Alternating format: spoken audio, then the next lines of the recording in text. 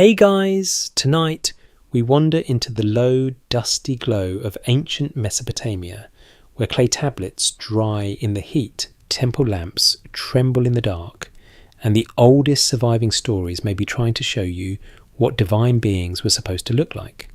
Some parts of this are widely accepted history, some parts are interpretation, and some parts are calm. What if imagination? Because when you step this far back in time, the evidence gets patchy, translators compare fragments, and historians debate what was meant literally and what was meant to stir awe. You are also, just for the record, probably not going to survive this very well if your plan is to stroll barefoot through a Bronze Age temple courtyard at noon while wearing modern sneakers and expecting iced coffee. So before you get comfortable, take a moment to like the video and subscribe, but only if you genuinely enjoy what I do here. And while you settle in, post your location and local time down below. Now dim the lights, maybe turn on a fan for that soft background hum, and let's ease into tonight's journey together. You begin, as so many Mesopotamian puzzles begin, with mud. Not glamorous mud either. Not spa mud, not skincare mud. Not the kind influencers would sell to you in a glass jar for $30 and a promise. This is river mud from the Tigris and Euphrates basin, pressed into tablets by scribes whose job is to trap sound in clay before memory slips away. Most historians agree that these tablets are among the earliest written records humanity still possesses, and what's broadly accepted is that they preserve hymns, myths, royal inscriptions, prayers, and lists of offerings to the gods. The Anunnaki appear inside that world, not as glossy science fiction characters descending from chrome spaceships, but as part of a religious universe shaped by ritual, kingship, and temple life. That solid ground matters. We'll keep the solid ground separate from the mist, because if you go looking for detailed physical descriptions of the Anunnaki, you quickly discover that the mystery isn't in what we know, but in what we can't confirm. The evidence we do have points to divine beings described in ways that overlap with human rulers, sacred statues, and ceremonial imagery. Archaeology suggests that Mesopotamian religion imagined the gods in recognizably human terms much of the time. They eat, speak, judge, travel, desire, command, and occasionally act with all the emotional steadiness of someone who skipped lunch and then got handed absolute cosmic power. So yes, they are divine, but they are often divine in a human-shaped way. That alone is already interesting, because when you picture an ancient god, you might expect something so strange that the human mind would just tap out and go lie down. Instead, what survives in the texts and the images often gives you figures that are familiar enough to approach and exalted enough to fear. One interpretation is that this human likeness makes worship possible. A more cautious explanation could be that ancient people expressed divine power through the highest form they knew, which was an idealized human body adorned with symbols of rank. That's a possibility, not a certainty. Historians still argue whether Mesopotamian gods were imagined primarily as literal beings with describable bodies, or as sacred presences that borrowed body language from kings and priests. So tonight, you step into that uncertainty carefully. Picture yourself entering a temple courtyard before sunrise. The air is cool for a moment, almost gentle, and the baked brick under your feet still remembers the night. Somewhere nearby, a worker carries oil. Somewhere else, incense waits in a small container. You hear soft sandals on hard ground, a broom against stone, the faint clink of vessels being arranged for morning offerings. And in that space before any full divine portrait is handed to you, a pattern starts to emerge. The gods are not introduced like monsters. They are introduced like persons of impossible importance. Most historians agree that Mesopotamian religion worked through hierarchy. Cities had patron deities. Temples functioned as economic and ritual centres. Priests cared for divine images housed in sanctuaries. What's broadly accepted is that these statues were not casual decorations. They were treated with astonishing seriousness. They were washed, clothed, adorned and fed through offerings made in the god's presence. A careful reading might suggest that when ancient people described divine appearance, they were often thinking through these cult images, these statues that stood in for the presence of the deity on earth. And now the first real clue appears. Not a full body, not a clean sketch, not a convenient trading card, labelled Anunnaki character sheet. Ancient Mesopotamian evidence gives you fragments, associations, echoes. A hymn may praise radiance, a seal may show a horned crown, a statue may suggest wide eyes, formal posture, or a robe falling in careful lines. If we treat it as a possibility rather than a conclusion, the physical appearance of the Anunnaki may have been understood through a combination of text, image, ritual, costume and mood. In other words, appearance is not just anatomy, appearance is presence. That matters more than it first seems, because your modern brain, poor overworked thing, wants a simple answer. Tall or short, human or alien, beard or no beard, glowing or not glowing. But Mesopotamian religious art is not always trying to satisfy that kind of checklist. It is trying to signal status, power, sacred difference. Archaeology suggests that divine identity was often marked not by bizarre biology, but by visual codes. This is one of the most important ideas to carry with you through the night. The Anunnaki may have been seen as physically real within mythic thinking, yet the details that survive are filtered through symbol. So when a figure appears with a horned crown that may be telling you something about divinity, when a figure is larger than others that may be telling you something about status, when the eyes are wide, the beard precise, the robe layered, the pose. Still, all of that may be telling you how ancient viewers recognised a being set apart from ordinary people. And yes, somewhere in the back row, a fringe idea proposes that these descriptions preserve memories of non-human visitors whose appearance was later softened into sacred art. This theory isn't widely accepted, but it does have a long afterlife in popular imagination. If the evidence is thin, we'll say so. In this case, it is thin. The mainstream view is much less dramatic, and honestly, much more Bronze Age. Most historians agree that the Anunnaki belong first to Mesopotamian religion and literature, not to modern extraterrestrial storytelling. Still, the reason the fringe theory keeps clinging to the conversation is simple. The surviving material is evocative. It gives you glimpses instead of a neat answer. And humans are absolute champions at turning glimpses into grand conclusions. We are very talented that way, possibly too talented. Let me rephrase that more carefully. The tablets do not hand you a single fixed portrait of Anunnaki appearance. They hand you a world in which divine beings are imagined through the language of majesty. They are radiant, elevated, ornamented, enthroned ceremonially, dressed and surrounded by signs of sacred authority. One interpretation is that the physical details matter less than the effect they create in the observer. What if the story is pointing at something else?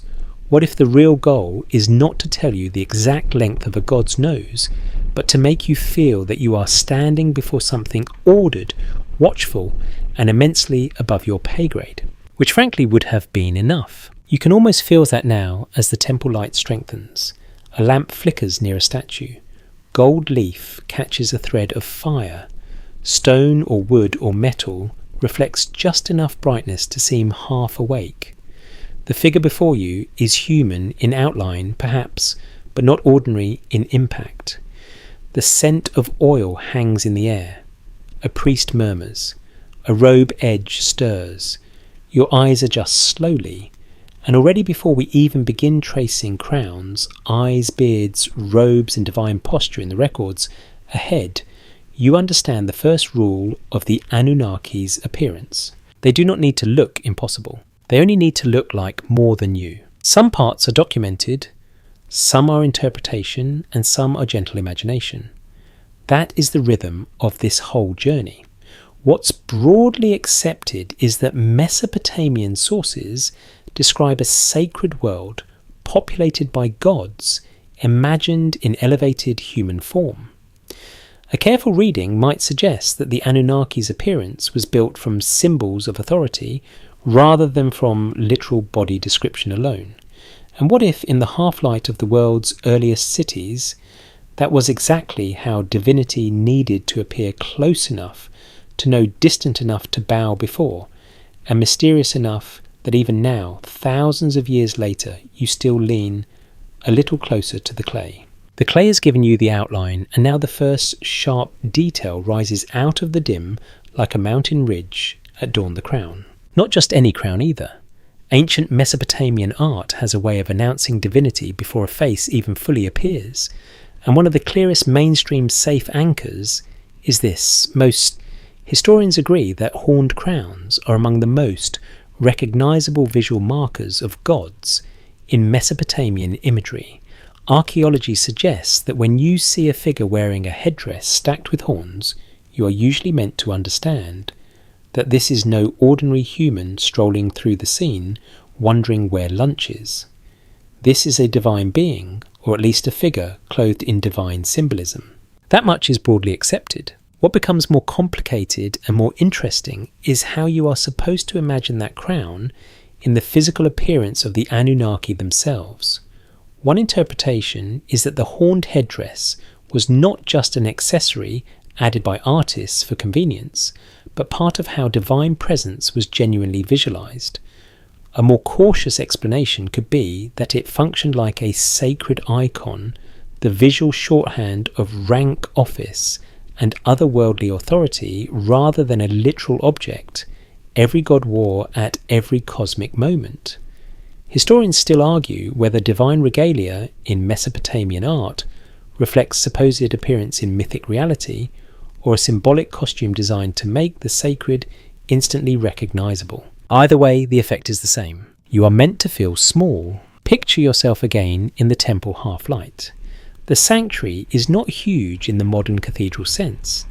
Mesopotamian sacred spaces often work with density rather than grand emptiness. They pull you inward. Brick walls hold the warmth of the day. Oil lamps send soft yellow breath across polished surfaces. Somewhere cedar wood has been carved, somewhere bitumen has sealed, somewhere woven textiles soften a doorway. You lift your eyes, and there above the face, above the gaze, above the stillness of the body, rises a headdress built in tears. Its horns curve outward or upward depending on the style, sometimes in multiple pairs stacked like crescents of power. You can see why later imaginations ran with this. A fringe idea proposes that the horns represent memory of truly non-human anatomy, as if the gods themselves physically bore strange cranial forms, later translated into artistic convention. This theory is not widely accepted, but it survives because horns already feel ancient primal, and just unsettling enough to make the imagination do jumping jacks. The mainstream view is more grounded. What's broadly accepted is that horns in Mesopotamia symbolize strength, divinity, and exalted status. In a world where horns marked powerful animals, especially bulls, the association carried obvious weight. If you wanted to say this being possesses force beyond the human, you gave it the visual language of potent life. And yes, humans have always been very consistent about this. We see an animal with dangerous head equipment and immediately think that one must be important. The horned crown does more than say powerful, though.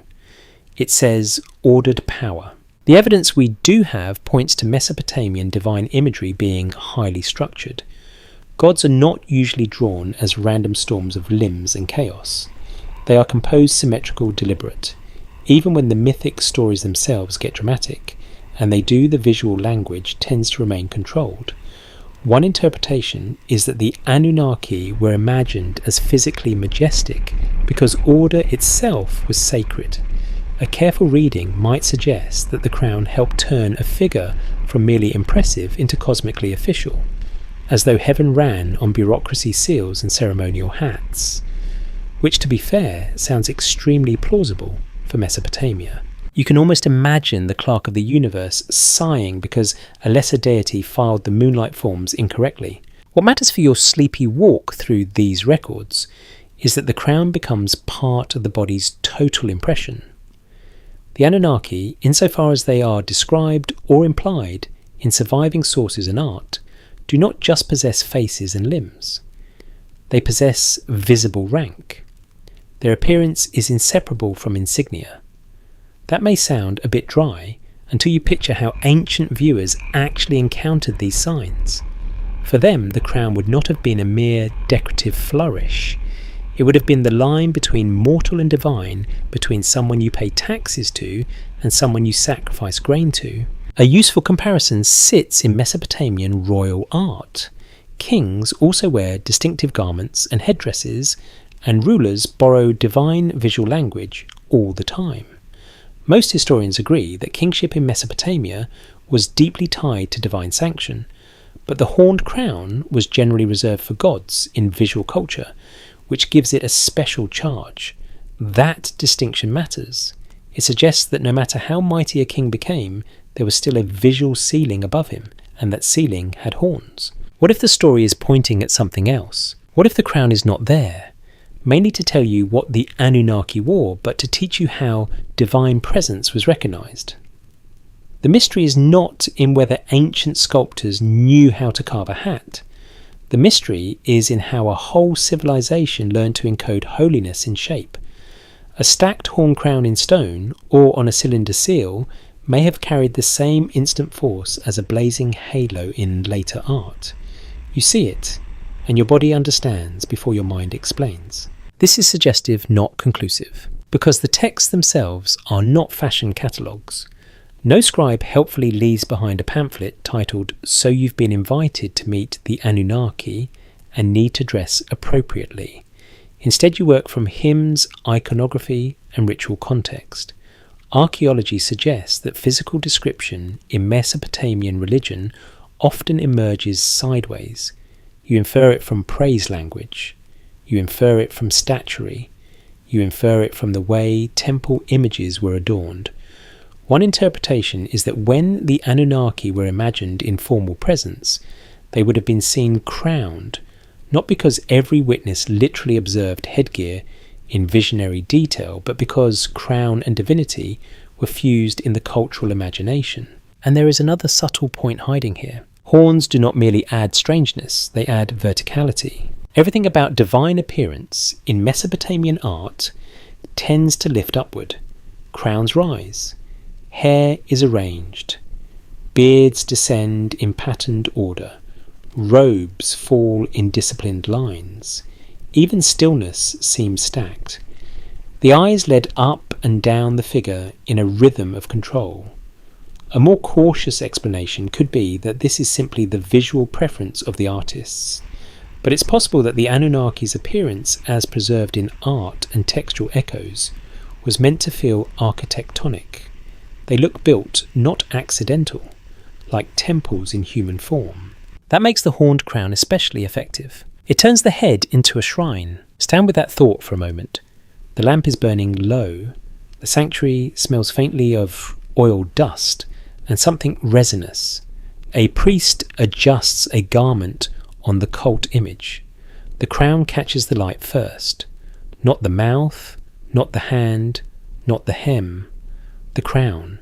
It gleams at the edge, and suddenly the whole figure below it seems more awake. The face becomes more than a face, because something above it declares sacred office. If we treat it as a possibility rather than a conclusion, the physical appearance of the Anunnaki may have been experienced in this top-down way. You notice divinity first in the signs that rise highest. A popular rumour claims that the Anunnaki were remembered as literal horned beings whose appearance later got cleaned up by priests and scribes. Again, this is not widely accepted. It belongs more to modern retellings than to mainstream Assyriology. Still, even rumours tell you something about the human imagination. People sense that the horn marker is powerful, and they want to drag it from symbol into anatomy. They want the gods to be weirder, Ancient Mesopotamia, however, may have preferred a subtler strategy. The beings are not monsters. They are elevated persons marked by sacred exaggeration. And that may be even more unnerving, because a monster gives you permission to recoil. A god who looks almost human but better arranged, more still, more adorned, more absolute, gives you permission only to kneel. Most historians agree that Mesopotamian divinity is expressed through these visible hierarchies. What's broadly accepted is that crowns, especially horned ones, told ancient viewers exactly where a being stood in the order of existence. One interpretation is that the Anunnaki's physical appearance cannot be separated from that crown because the crown is part of the body's meaning. And what if in those earliest cities, where myth and administration were already holding hands, the first thing you ever learned about a god's face was not the face at all, but the weight resting just above it? The crown lingers in your mind for a while, as it should, but ancient Mesopotamian art has another habit that is harder to shake once you notice it. The eyes are watching you, not in the dramatic horror movie way, nothing so crude, more in the patient, unnervingly composed way of a temple statue that seems to have been waiting all night for you to stop fidgeting and pay attention. Most historians agree that many Mesopotamian statues, especially votive figures, feature unusually large open eyes. Archaeology suggests that this was a meaningful artistic choice, not a random quirk or a sculptor's one-time caffeine episode. The evidence we do have points to a visual culture in which enlarged eyes could signal alertness, reverence, piety, or sacred attentiveness. And once you bring that into the question of the Anunnaki's physical appearance, the whole atmosphere changes, because now the gods are not just crowned, they are watchful. Picture yourself standing in the cool edge of a sanctuary just before dawn. The brick walls are dim, the air smells faintly of old incense and warm oil, and the first lamp flame has begun to sharpen the corners of objects. You look toward a divine image or a carved scene, and the gaze is what reaches you first. Wide eyes, fixed eyes, eyes that do not blink, because stone has no need of moisture and divinity apparently has no need of social niceties. One interpretation is that divine beings in Mesopotamian imagination were meant to appear intensely attentive, as if nothing in the human world escaped their notice. A more cautious explanation could be that the artistic convention reflects the worshipper's posture of constant devotion rather than the literal anatomy of the gods themselves. That distinction matters, because we are not proving anything tonight, we're following clues. What's broadly accepted is that Mesopotamian votive statues often stood in temples as perpetual worshippers. They present clasped hands, formal posture, and those famously enlarged eyes, which may symbolize endless prayerful attention before the deity. But a careful reading might suggest that the same visual language spills over into how divine beings themselves were imagined.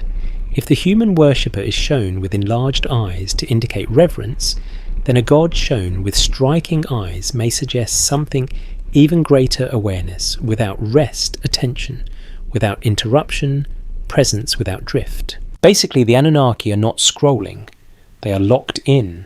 Historians still argue whether these artistic features were primarily symbolic devices or reflections of a deeper mental picture ancient people held about the appearance of divine beings. That phrase matters here because the answer is not tidy. Mesopotamian religion is not handing you a neat anatomical dossier. Instead, it offers repeated visual cues. A face is human enough to recognize, but the eyes are just large enough, just round enough, just still enough to imply that this being exists in a mode of perception you do not share. And if you have ever been stared at by a cat at 3 a.m. for reasons known only to the cat, you already understand the emotional effect. The eyes create asymmetry between you and the god. You can look at the deity, but the deity looks through you. That seems to be part of the point. Most historians agree that Mesopotamian religion placed strong emphasis on divine oversight, judgment, and presence. Gods are invoked as protectors, judges, and powers woven into the fate of cities and kings. The evidence we do have points to a world where being seen by the gods is not a metaphor you casually shrug off. It is a fact of religious life. One interpretation is that the Anunnaki's physical appearance, insofar as it can be reconstructed through texts and art, included eyes that communicate this condition of being always observed. Not necessarily giant glowing laser eyes, to be clear. Let me rephrase that more carefully. The eye imagery in Mesopotamian art may suggest intensity, vigilance, and sacred presence, not comic book optics. A fringe idea proposes that references to unusual eyes preserve memory of beings whose appearance was literally non-human, perhaps brighter, larger, or otherwise distinct from ordinary people. This theory is not widely accepted, but it persists because eyes are where humans first locate difference. Change the eyes and the whole being becomes strange. Still, the mainstream interpretation is simpler and stronger. Enlarged eyes are part of the symbolic grammar of sacred art. Yet symbolism does not make them less powerful. In fact, it may make them more powerful. If the physical appearance of the Anunnaki is partly constructed through artistic convention, then those conventions are not decorations sitting on top of some hidden real form. They are the form as ancient people encountered it. The cult image, the carved relief, the seal impression, the hymn describing radiance or command, all of that together creates the body of the god in cultural memory. What if the story is pointing at something else?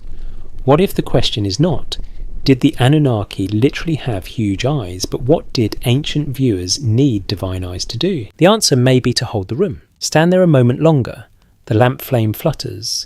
The eye in the statue catches a point of light. White shell, dark stone, polished inlay.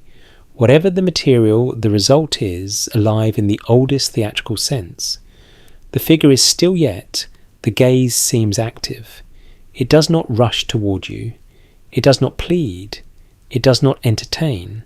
It simply remains. Archaeology suggests that Mesopotamian craftsmen were highly skilled in using inlay and proportion to create precisely this effect. The eyes become the centre of animation.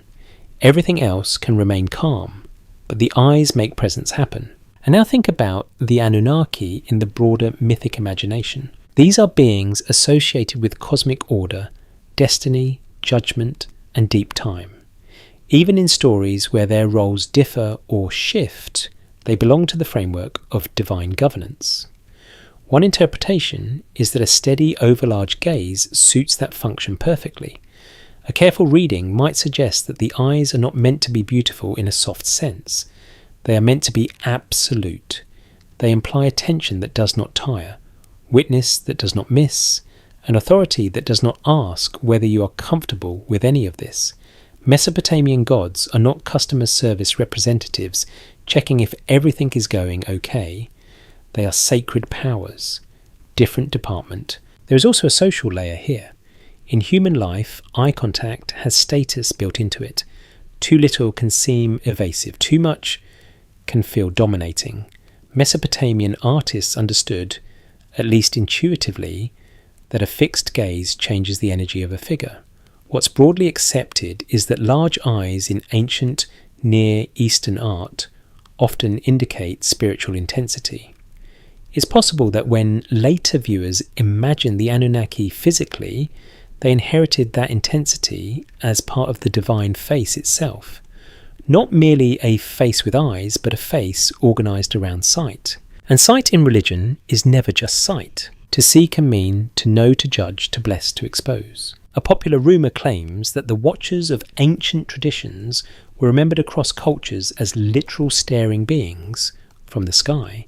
This theory isn't widely accepted, but it shows how easily the ancient motif of divine vigilance gets translated into modern myth.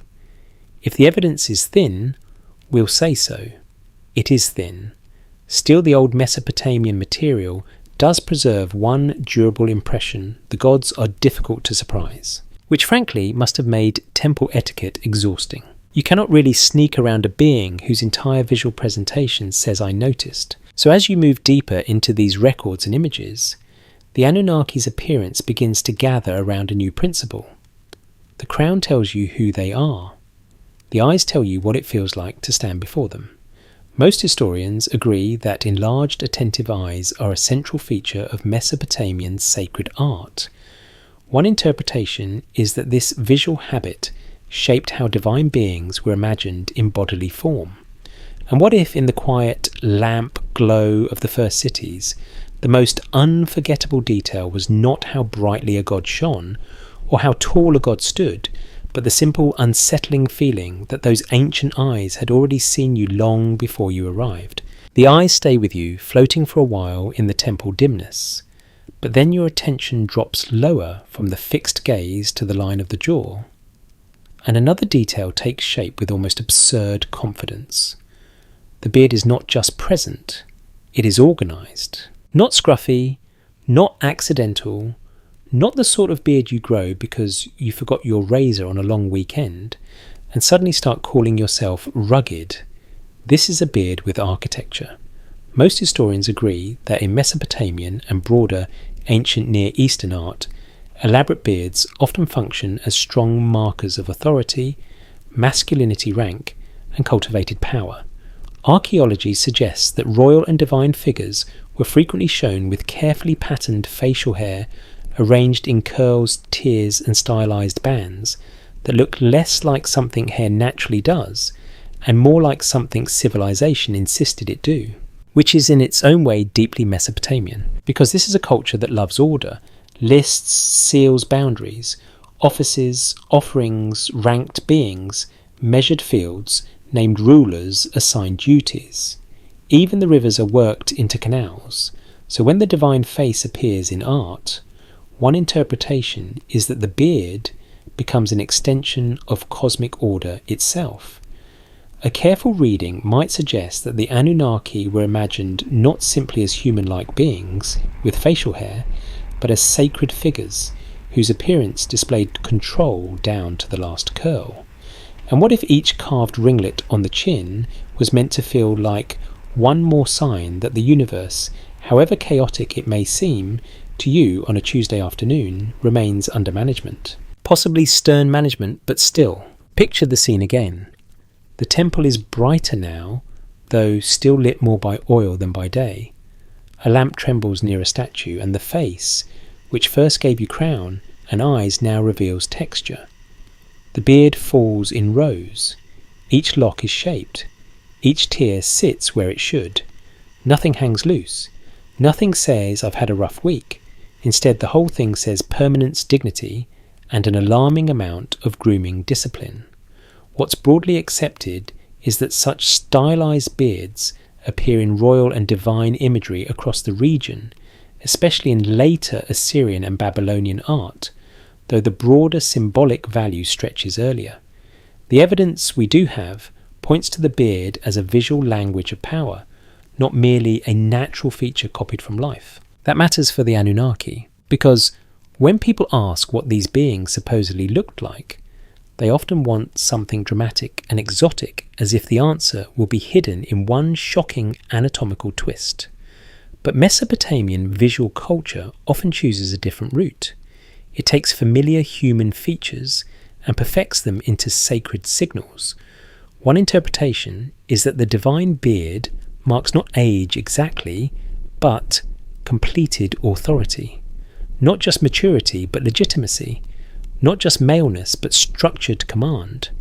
Historians still argue whether the beard in divine imagery should be read primarily as a realistic masculine trait, an artistic convention borrowed from royal portraiture, or a symbolic sign of cosmic order made visible on the face. And the answer may be a little of all three. That is often how ancient evidence behaves. It refuses to pick just one neat modern category, and instead lounges across several at once like a cat that knows you were hoping to use that chair. The beard also tells you something about sacred beauty in Mesopotamia. Beauty here is not softness, it is not spontaneity, it is not beach hair with a sunset filter. Divine beauty in this world often looks disciplined. Layered robes, upright posture, balanced features, horned crowns, and now this measured beard. The gods are not wild. Even when myths portray conflict, desire, judgment or rage, the visual body remains controlled. A more cautious explanation could be that artists simply favoured stylization. But it's possible that ancient viewers saw this stylization as exactly what made a being more than human. The Anunnaki may have appeared beautiful because they looked fully arranged, as though no feature had escaped intention. That can feel strangely intimidating. A monster scares you because it is chaotic. A god with a perfectly ordered beard scares you because it is not. Most historians agree that in ancient Mesopotamian thought, kings often mirrored divine imagery. Rulers wore elaborate garments, received ritual attention, and appeared in art with carefully maintained beards that advertised status and command. What's broadly accepted is that royal appearance borrowed from sacred codes. One interpretation is that kings imitated divine visual language in order to claim proximity to heavenly authority. If so, the beard becomes part of a feedback loop. Gods are imagined with ordered magnificence, kings copy that look, and the public learns to read facial arrangement itself as a sign of sanctioned power. So when you imagine the Anunnaki, the beard may not just be an optional style choice. It may be part of the grammar of divinity. Now, to be clear, not every divine figure across Mesopotamian art is shown the same way, and gender matters here as well. Goddesses are not handed ceremonial beards just for team spirit. The visual language shifts depending on deity, medium period, and context. Let me rephrase that more carefully. The surviving evidence does not support one universal Anunnaki uniform.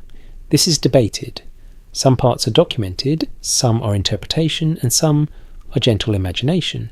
Still, for male-coded divine figures, and for the broad visual atmosphere surrounding high sacred authority, the beard remains an unusually strong clue. A fringe idea proposes that the elaborate beard patterns preserve memory of some strange non-human texture, perhaps braided filaments, ceremonial appendages, or other exotic features later normalized by artists. This theory isn't widely accepted, and the mainstream view is much simpler. Archaeology suggests that beard styling in ancient Mesopotamia reflects elite grooming ideals and symbolic order, not alien biology wearing a very committed disguise. If the evidence is thin, we'll say so. It is thin. But the fact that fringe theories gather here at all tells you something useful. The stylization is so strong that later viewers feel it must mean more than fashion. And perhaps it does, just not in the way rumour claims. What if the story is pointing at something else?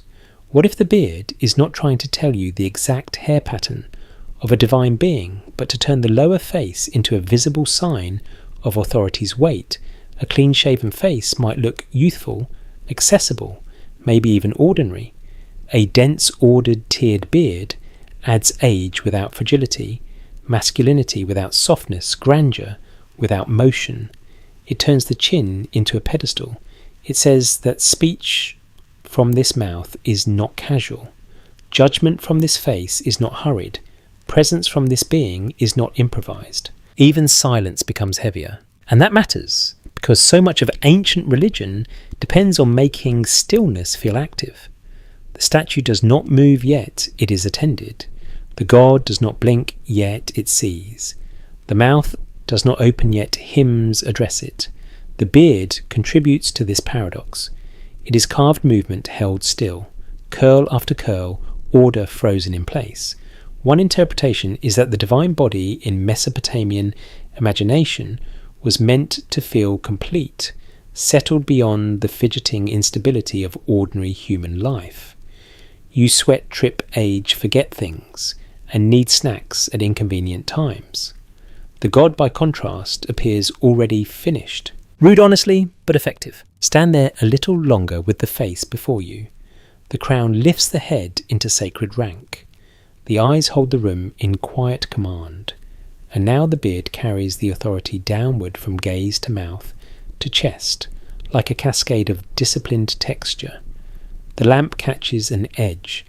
A shadow pools between carved curls. The whole face seems less like an individual personality and more like a statement about what power should look like. Most historians agree that elaborate beards in Mesopotamian art signal authority and controlled prestige.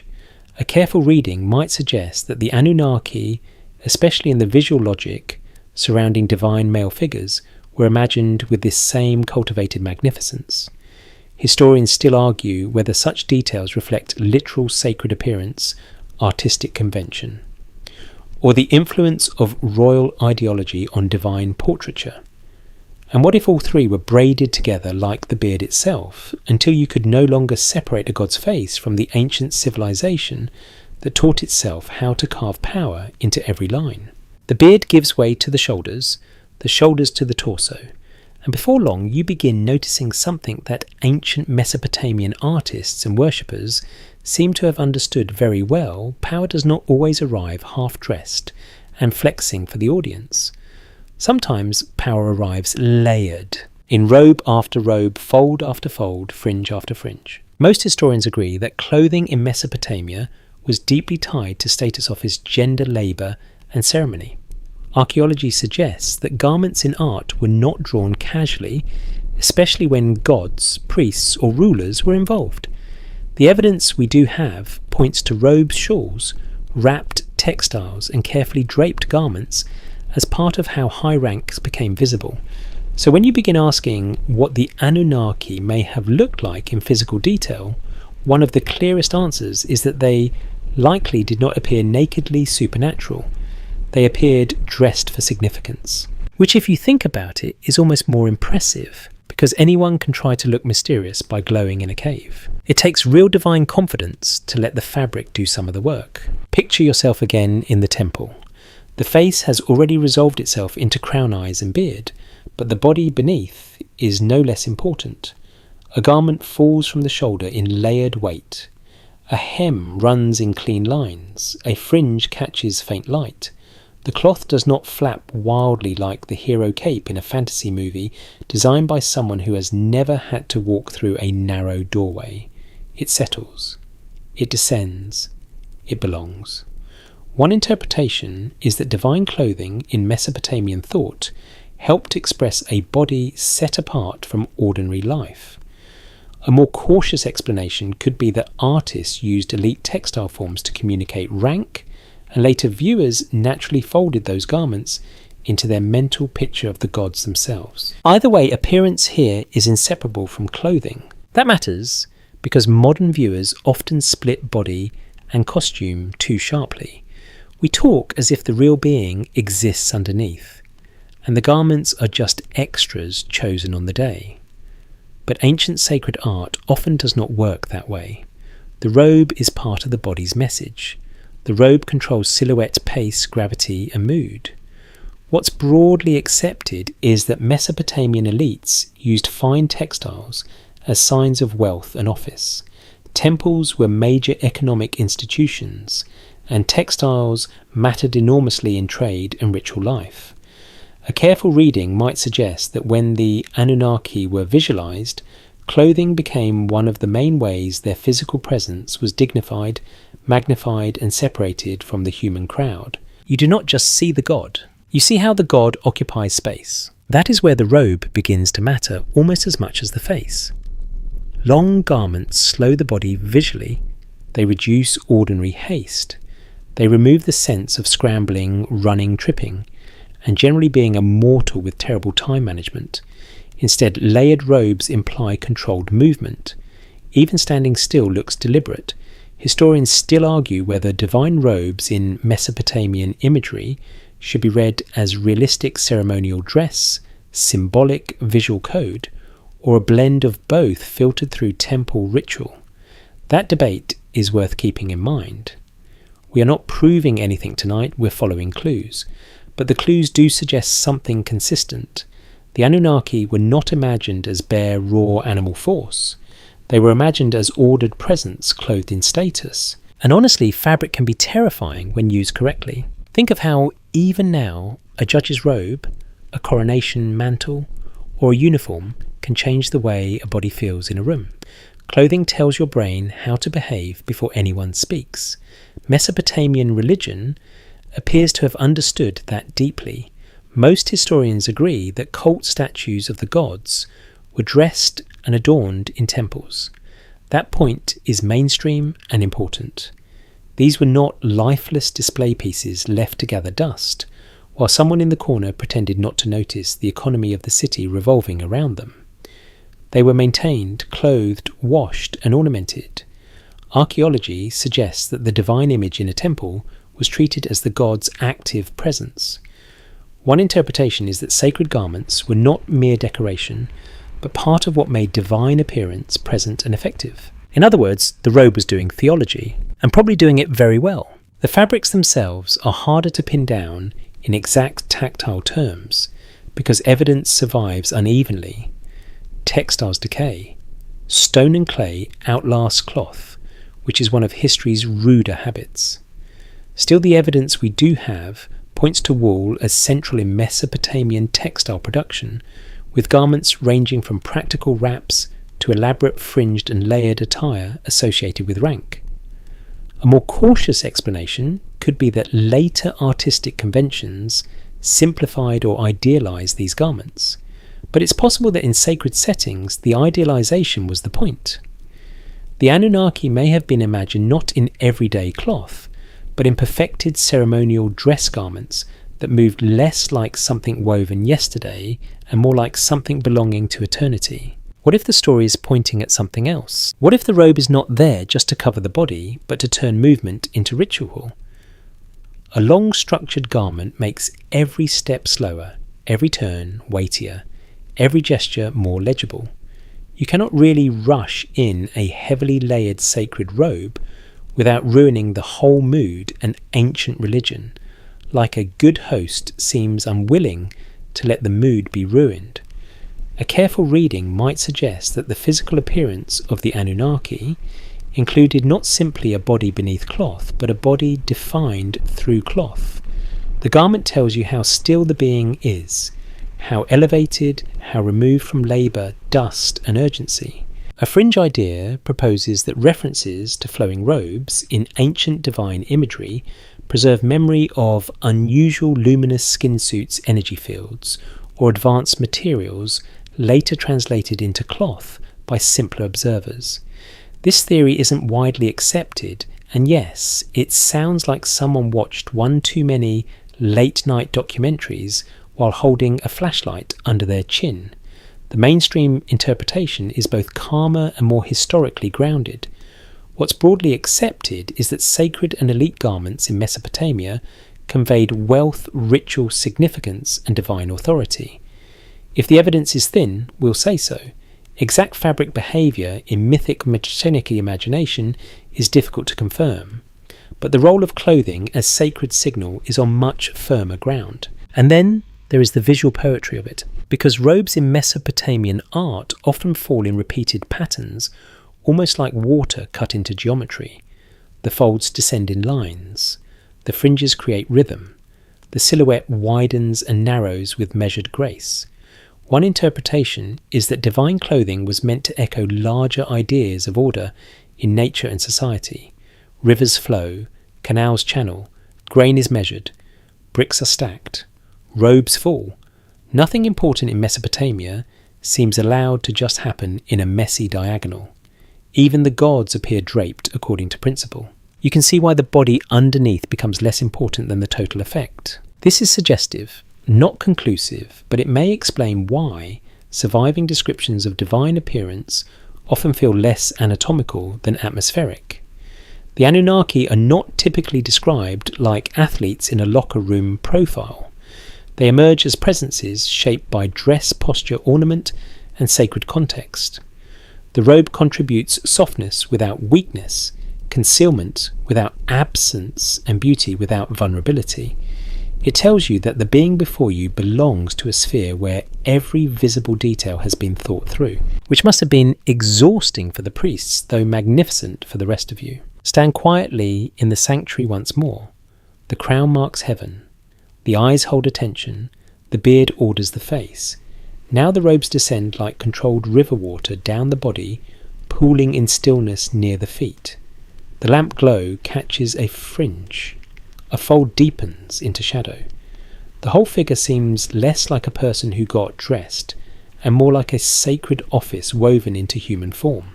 Most historians agree that layered garments in Mesopotamian art signalled rank and ritual significance. Archaeology suggests that divine statues were clothed and adorned as active sacred presences. Historians still argue whether the robes of beings like the Anunnaki reflect literal imagined attire, symbolic artistic language, or the ritual life of temple images blending into theology. And what if all three were working together, so that when ancient people pictured a god, they did not begin with skin at all, but with fabric moving slowly enough to make time itself seem obedient? The robes settle around the body, and for a moment, everything seems almost motionless, as if divine appearance in Mesopotamia is built from stillness more than flesh. But then your attention shifts again, this time to the hands, and suddenly the whole figure becomes more deliberate than ever. Because hands in ancient sacred art are never just hands. Most historians agree that Mesopotamian votive statues often show hands clasped, lifted, or held in formal positions before the gods.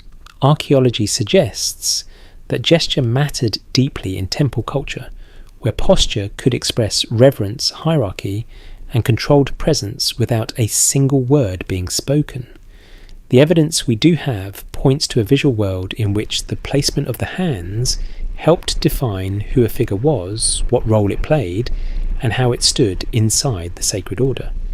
So when you begin asking what the Anunnaki may have looked like in physical detail, you are not really finished until you ask what their hands were doing.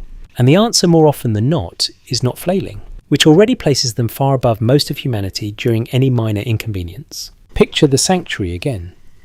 The oil flame glows low and steady. The robe falls in layered weight.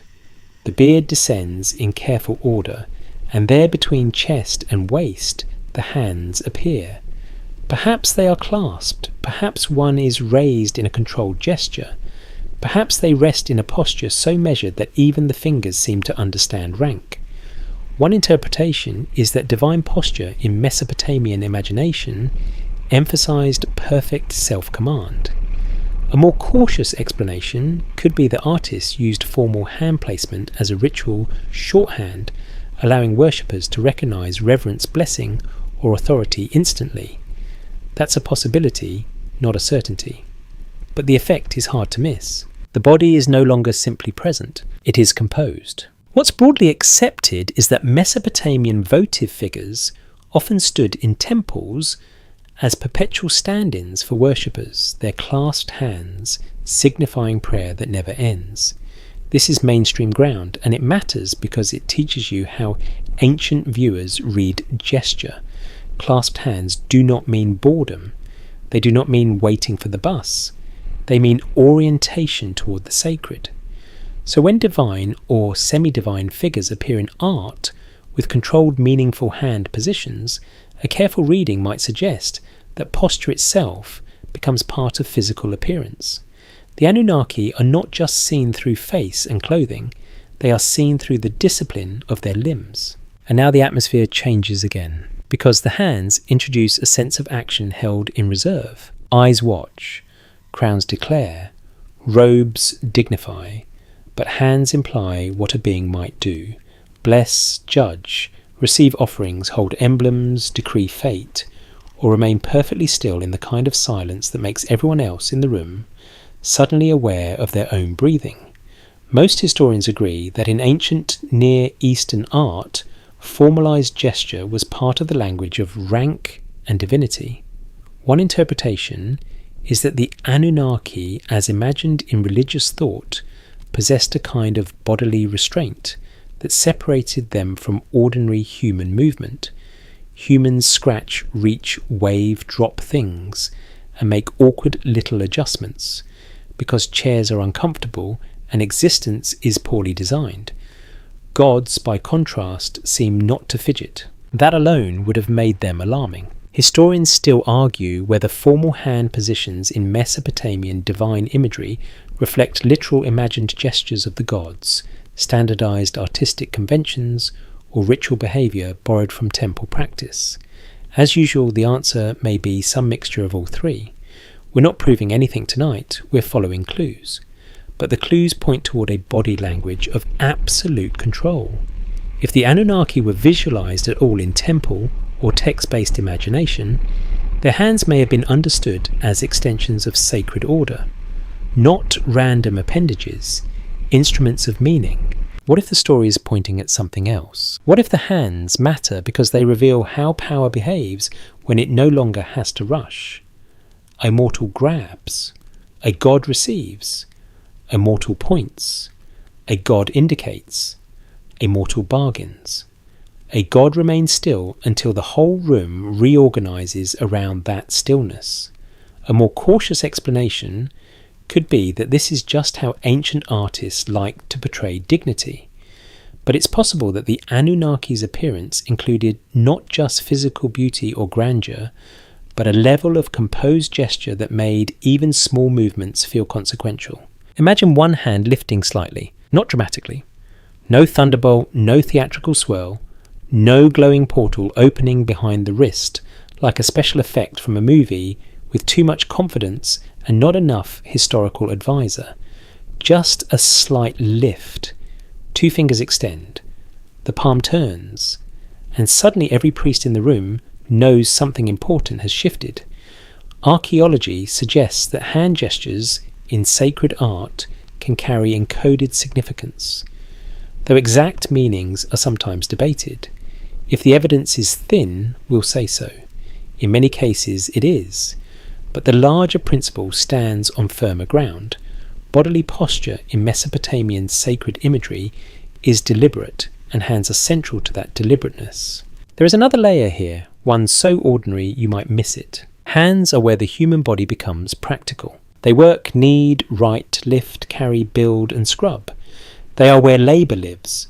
So when divine hands appear controlled, unhurried perhaps, holding symbols or resting in ritual composure, one interpretation is that the body of the god is visibly separated from ordinary toil. This does not mean Mesopotamian gods never work in mythic terms. They rule, create, decide and intervene. But visually their hands often do not advertise strain. They advertise authority. What's broadly accepted is that elite and divine figures in ancient art are often distinguished by their freedom from visible labour. Their bodies do not show effort the way common bodies do, which is one of the oldest privileges in the world, really. You can almost feel that contrast if you let yourself drift deeper into the scene. Somewhere beyond the sanctuary, real human hands are grinding grain, hauling jars, smoothing clay, washing textiles, and preparing offerings before the sun climbs higher and the heat becomes rude. Inside, the divine image remains still. Its hands do not tremble. Its fingers do not ache. One interpretation is that this bodily calm helped define sacred difference as much as crown or robe did.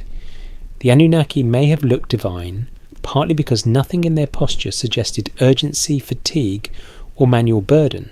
A fringe idea proposes that ancient references to unusual gesture or powerful hands preserve memory of beings with extraordinary abilities, perhaps technological or superhuman, later reduced to ritual pose in art.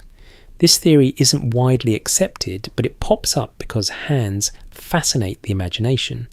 They are where power becomes visible. Still, the mainstream explanation is much less cinematic and much more Mesopotamian. Archaeology suggests that gesture in sacred imagery communicated role, reverence, status, and divine control.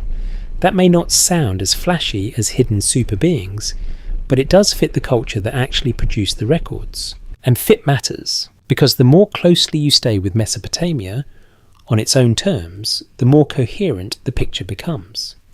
The Anunnaki are not described through chaos, mutation, or spectacle. They emerge through sacred codes. Crown, gaze, beard, robe, and now hands, each detail adding another layer of composed distance. Some parts are documented, some are interpretation, and some are gentle imagination. but the pattern remains steady. The divine body is not exaggerated for shock. It is arranged for authority. So the hands remain where they are, clasped perhaps, or poised in a gesture too old for certainty and too meaningful for accident. The oil lamp flickers. The fingers hold their place. The robe falls around the wrists in slow folds. Nothing dramatic happens, and that becomes the drama. Most historians agree that formalised hand positions in Mesopotamian sacred art helped communicate piety and power. A careful reading might suggest that the Anunnaki's physical appearance included this same ritual grace, as if even their smallest motions belonged to a deeper order. And what if in the hush of the first temples, it was not the face alone that convinced you a god stood before you, but the way the hands seemed able to remain still longer than any human ever could? The hands remain poised in your imagination for a while, calm and exact, and then the whole figure seems to rise again in your mind as if you are forced to take a step back just to see it properly. That is the next clue.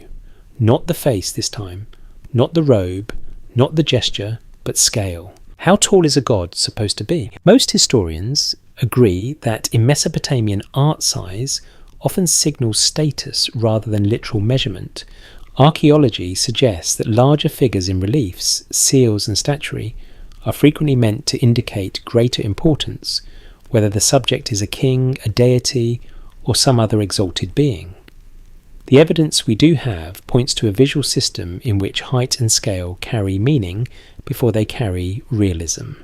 So when you ask whether the Anunnaki were imagined as physically taller than ordinary people, the most cautious answer is yes, perhaps in effect, if not always in measurable anatomy.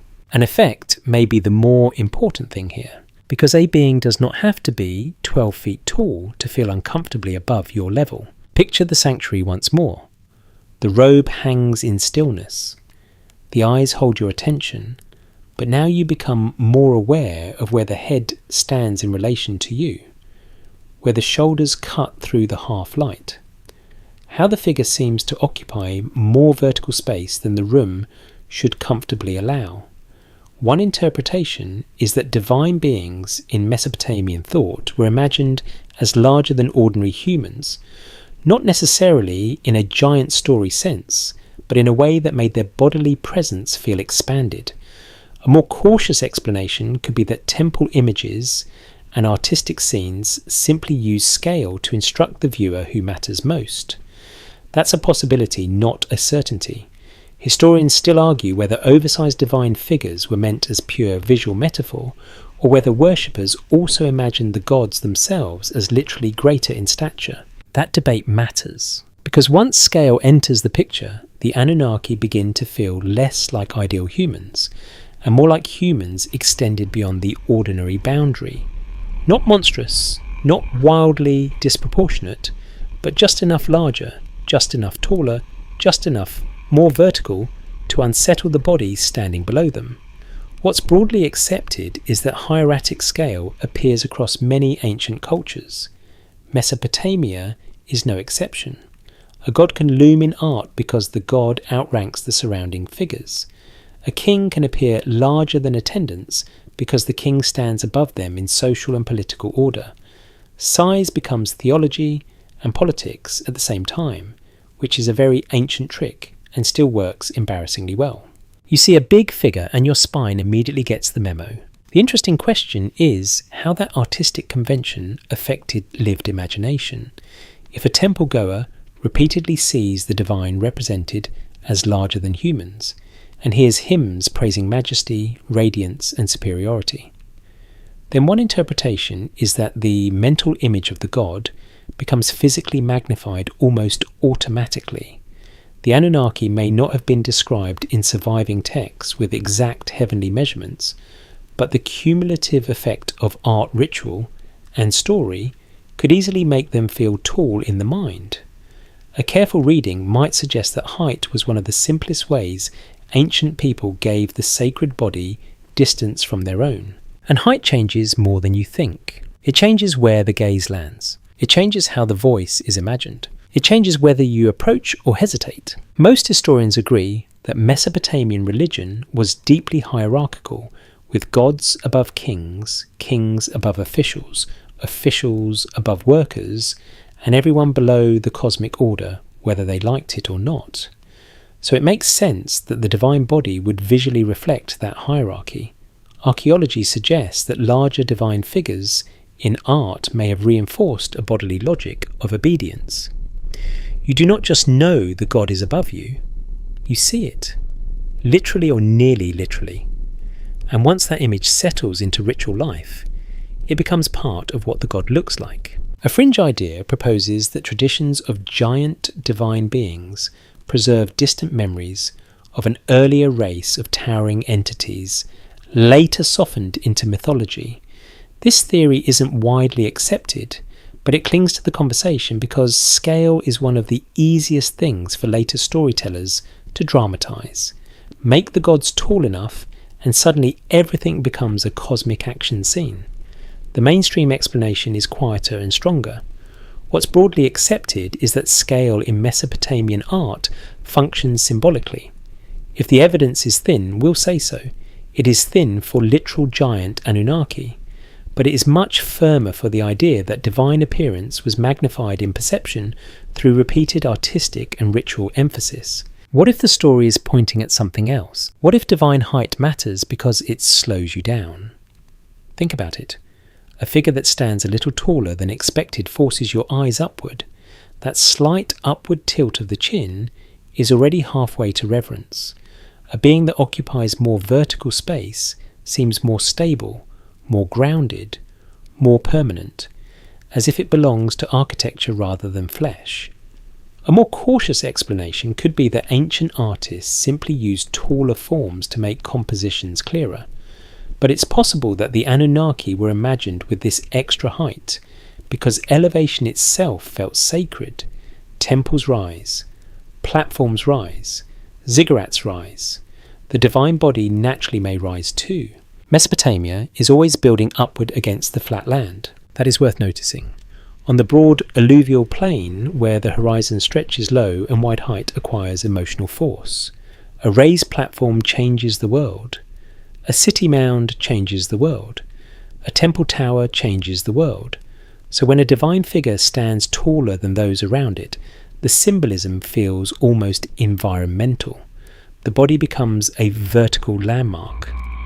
One interpretation is that the Anunnaki's appearance borrowed that same logic.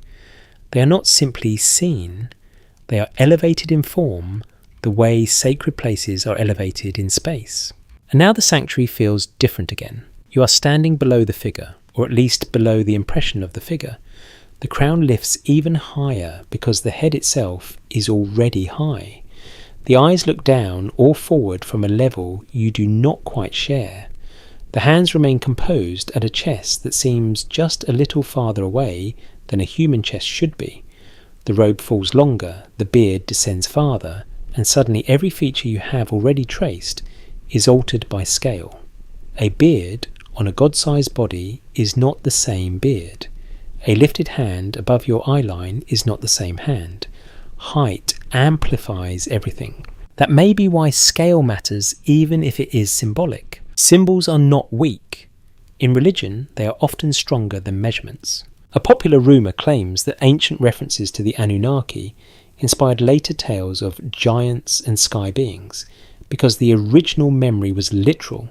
This theory isn't widely accepted, but it draws strength from the same ancient instinct that linked greatness with size. Bigger feels, older, stronger, more beyond. Still, the Mesopotamian material does not require literal giants to create that effect. Its art already knows how to produce sacred magnitude. Historians still argue whether worshippers mentally translated artistic scale into literal divine size, but there is no full consensus. What's broadly accepted is that larger than human representation signals elevated importance, and that may have been enough to shape how the Anunnaki were imagined in bodily form. You do not need a measuring stick to feel the difference. You only need to stand there and look up. So the pattern continues. The crown declares status. The eyes command attention. The beard orders the face. The robe slows the body. The hands hold stillness. And now height stretches the whole figure beyond comfortable equality. Some parts are documented, some are interpretation, and some are gentle imagination. But the impression grows clearer. The Anunnaki may have looked human enough to recognise, yet taller in presence, larger in effect, elevated in the way sacred beings so often are. And what if that was the point all along? Not to describe a giant in the fairy tale sense, but to create the sensation that you are standing before someone just beyond your scale, someone who shares your form but not your level, someone whose body is built according to the same pattern, and yet somehow finished in a size that reminds you without a word exactly where you stand. Height leaves you looking upward, but eventually your eyes return to the face itself. And once they do, a strange tension begins to gather there. The features are familiar. That is important. The face is not usually presented as wildly animal grotesque or impossible. It has eyes, nose, mouth, brow, beard, perhaps, crown above symmetry, holding everything together. And yet the longer you imagine it, the less ordinary it becomes. This is where the Anunnaki begin to feel human, but not quite. Most historians agree that Mesopotamian gods were commonly represented in recognisably human form.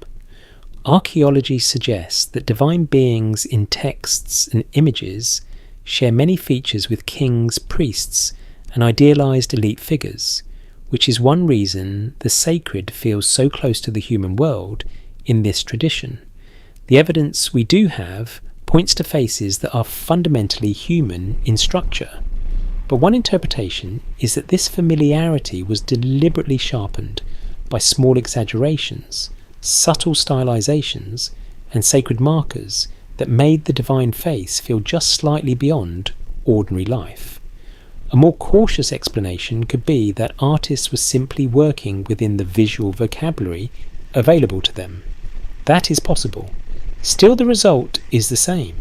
You are looking at a face you can understand, yet not relax around. And that difference matters more than spectacle ever could, because a fully monstrous face tells you immediately what category you are dealing with. You recoil, label it, and carry on. A nearly human face does something quieter. It keeps you leaning in. You keep searching it for ordinary warmth, ordinary fatigue, ordinary softness, and the face keeps declining the invitation. What's broadly accepted is that Mesopotamian sacred art idealizes. Features are balanced. Expressions are controlled. Imperfections do not wander across the cheeks the way they do in real life after a long harvest, a dusty journey, or an argument with your cousin about grain storage. One interpretation is that the Anunnaki were imagined as human-like beings, refined past the point of daily wear. In other words, they look as though life has never been allowed to smudge them. Picture yourself in the sanctuary again. The lamp burns low. The robe hangs in folds. The hands remain composed. The face is now close enough to study. The brow is calm. The mouth is set. The cheeks do not sag. The jaw does not hesitate. Even where expression exists, it seems governed. You try instinctively to read mood the way you would read another human being. Is this face pleased? Stern, curious, disappointed, patient? And the answer seems to be yes, but at a level so controlled that the ordinary social clues begin to fail. A careful reading might suggest that this is part of the intended effect. The divine face stays within human form while withholding human readability. That is an old and powerful trick. Most historians agree that ancient Mesopotamian art often communicates rank through idealization rather than individual portrait realism. A king may be shown not as he literally looked on an exhausted afternoon, but as kingship itself ought to appear. A god naturally would receive even more of that treatment. Archaeology suggests that divine faces were designed to project calm permanence, not fleeting personality. Historians still argue whether this idealization reflects how people literally imagine the gods, or whether it is mainly a ritual and artistic convention that shaped later assumptions. There's no full consensus, but the distinction may not matter as much as it first seems. In practice, convention becomes imagination. If every sacred image presents divinity through perfected human features, then perfected human features become part of the god's body in cultural memory. And perfection is always slightly eerie. You know this even now. A face too symmetrical, too still, too untouched by strain, can become harder to trust, not easier. A popular rumour claims that the Anunnaki were remembered as beings who looked almost human, but had tiny physical anomalies that marked them as other, perhaps unusual proportions, unsettling expressions, or facial structures that later artists softened into acceptable sacred form. This theory isn't widely accepted, but it survives because it fits the emotional impression the evidence sometimes creates. You look at these ancient divine forms and feel that something is off by a degree or two. The mainstream explanation is less dramatic and probably stronger. What's broadly accepted is that stylization, symbolism, and idealization can create that effect without requiring hidden anatomy. Still, the effect is real. What if the story is pointing at something else? What if the divine face needs to remain almost human? Because that is how reverence works best, too foreign, and the being becomes inaccessible, too ordinary, and the being becomes familiar. But a face that sits in between, recognizable enough to read, elevated enough to resist reading fully, that is the perfect threshold. One interpretation is that the Anunnaki's appearance lived precisely on that threshold. The face offered human structure, so worshippers could approach in imagination, while sacred stylization kept the distance required for awe. You can see the logic in temple life. Gods in Mesopotamia are not abstract philosophical principles floating beyond all image. They are worshipped in specific cities, housed in temples, given offerings, praised in hymns, asked to judge and bless. They must be imaginable, yet they must also remain above the people serving them. A more cautious explanation could be that artistic traditions solve this by making the face legible but unnervingly complete. No slouching eyelid, no uncertain mouth, no distracted glance, no trace of a sleepless night wondering if you remembered to secure the barley accounts. Divine faces apparently do not do that, which is rude but consistent. The longer you linger with this almost human quality, the more it seems to spread through every feature. The nose may be straight in a way that feels formal. The mouth may be closed in a line, too composed to invite conversation. The cheeks may hold youth and authority together in a way that ordinary aging rarely manages. The whole face seems exempt from the slow negotiations that shape mortal features over time. The evidence we do have points to sacred art smoothing away the accidents of biography. One interpretation is that the Anunnaki were imagined less as individuals with quirky faces and more as embodiments of perfected roles. Their faces do not tell you what happened to them yesterday. Their faces tell you what they are. That may be the most unsettling part of all. A human face usually reveals a life. A divine face reveals a category. A fringe idea proposes that these barely off human faces preserve cultural memories of contact with truly non-human beings, later translated into acceptable iconography. If the evidence is thin, we'll say so. It is thin. This theory is suggestive, not conclusive, and not widely accepted by mainstream historians.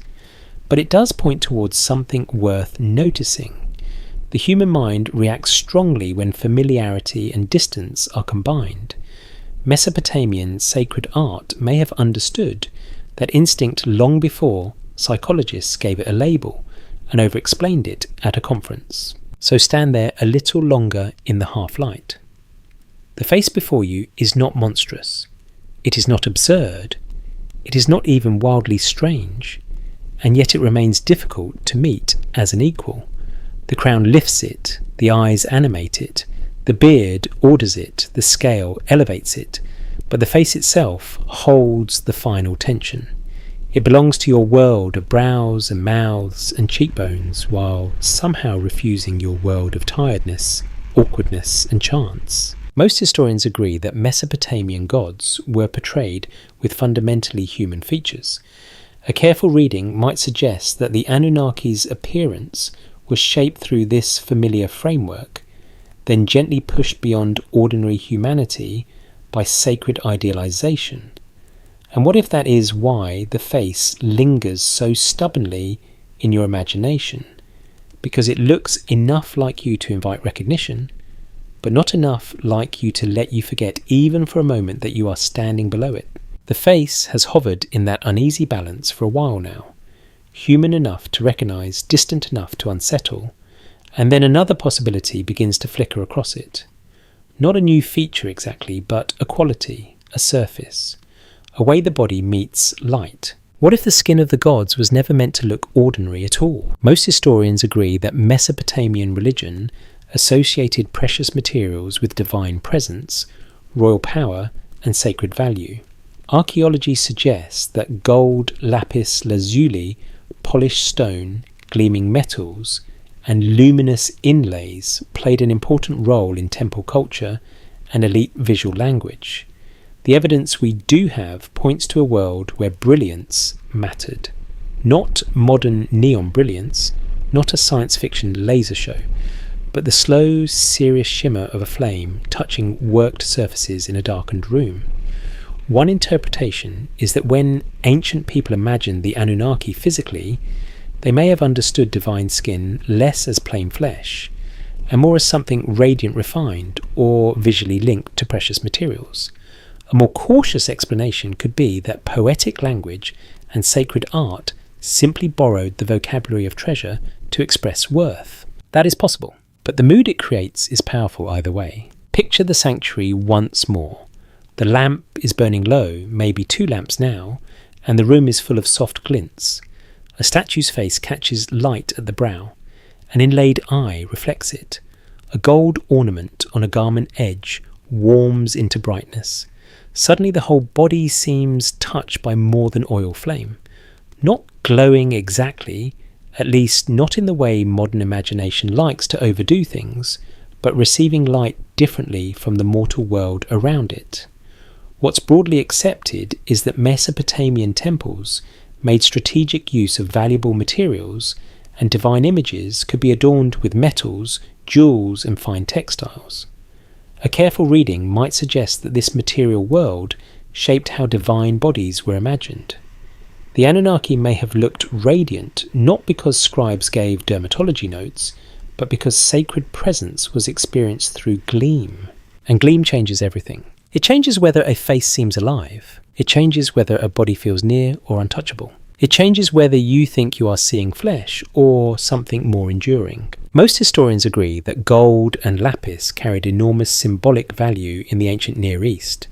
Gold resists tarnish, catches firelight beautifully, and refuses to behave like ordinary matter. Lapis, with its deep blue tone, was rare and prestigious, often associated with heaven, luxury, and the divine. Archaeology suggests that Mesopotamian elites and temples treasured such materials not only for their cost, but for their sensory force.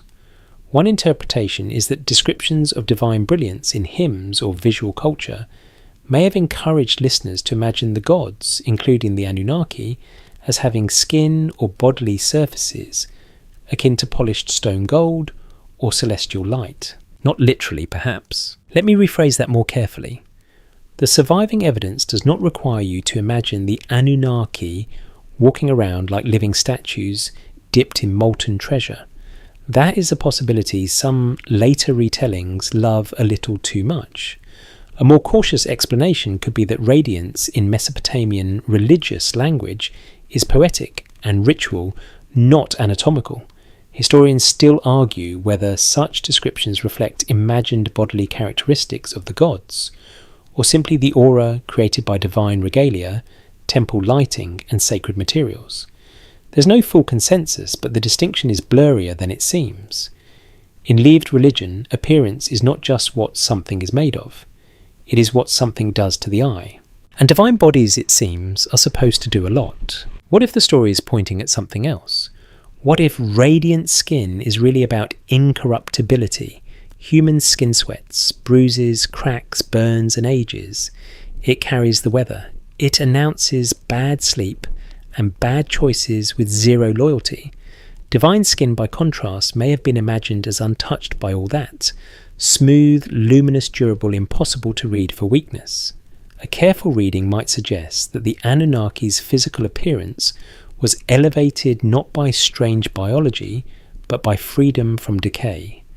The body looks human, yes, but it wears permanence the way a king wears ceremony. And permanence looks expensive. A fringe idea proposes that references to shining divine figures preserve memory of technologically enhanced beings, luminous suits or non-human skin, unlike anything known to ancient people. This theory isn't widely accepted, though it remains popular in fringe circles, because humans hear shining and immediately start building a spaceship in their heads. The mainstream view is much older and much calmer. What's broadly accepted is that ancient religions often use brightness, gleam, and precious materials to signal holiness. If the evidence is thin, we'll say so. Exact descriptions of Anunnaki skin tone or texture are difficult to pin down, but the association between divine presence and visual radiance is on firmer ground. And it is not only visual, it is sensory in a broader way. A polished surface in lamplight does not merely look bright, it looks awake. That may be why sacred images were so effective. The room is dim, the body of the god remains still, and then one edge of cheek or hand or crown catches flame, and suddenly the figure seems active without moving.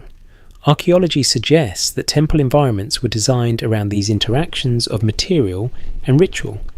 Incense textiles, metalwork, stone, light and sound all work together. One interpretation is that the Anunnaki's appearance in the ancient imagination included this theatrical quality, not fake or artificial, but deliberately heightened. They are seen through light the way sacred language is heard through repetition. This is suggestive, not conclusive. But there may also be a literary reason for linking gods with gold stone or brightness. Mesopotamian texts often praise by comparison. A deity may be exalted through metaphor, through precious objects, through celestial associations. The evidence we do have points to a religious language that likes to elevate by linking bodies to things that endure, dazzle, or resist ordinary damage. A more cautious explanation could be that this is simply poetry doing what poetry does. Yet poetry is not a weak source for imagination.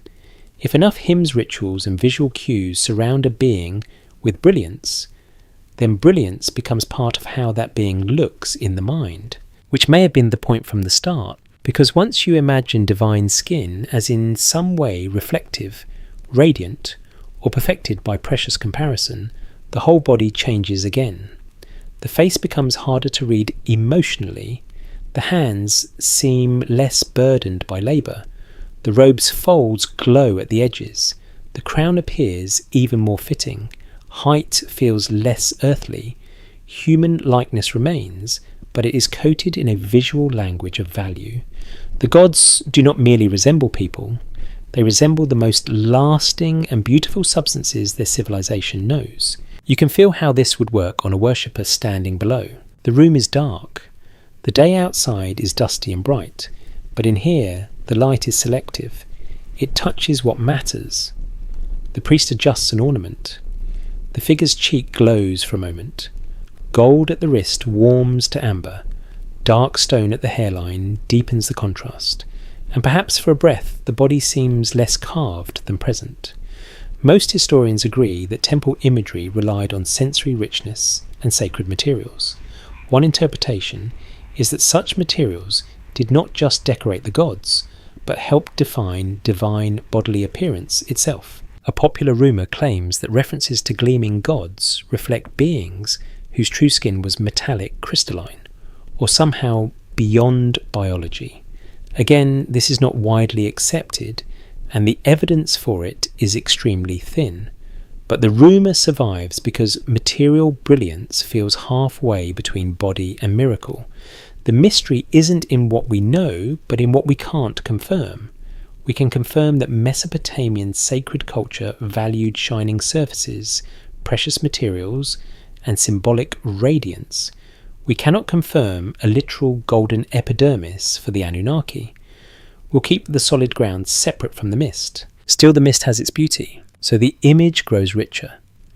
The Anunnaki's appearance, if you gather it patiently from art ritual and text, may not be strange because it breaks human form. It may be strange because it refines human form beyond the ordinary textures of life. Most historians agree that brightness and precious material symbolism were central to Mesopotamian expressions of holiness. A careful reading might suggest that divine beings were imagined as bodies, touched by that brilliance, whether through literal adornment, poetic association, or sacred atmosphere. And what if in the oldest temples the first thing that made a god seem more than human was not horns or height at all, but the quiet way light clung to the skin and refused to leave? The light has settled on the skin, or whatever sacred surface you are now imagining in place of ordinary flesh, and just when the figure seems complete, another layer enters the room before the body fully does. You do not see it first. You breathe it. Cedar, resin, burned sweetness, warm oil, something floral maybe, or something bitter and clean rising from a censer in a controlled ribbon. The body of the god in Mesopotamia may not have begun at the outline of the limbs at all. It may have begun in the air. Most historians agree that incense, perfumed oils, and aromatic substances were central to ritual life across the ancient Near East, including Mesopotamia. Archaeology suggests that temples were sensory environments, not silent museums filled with static objects and polite explanatory labels.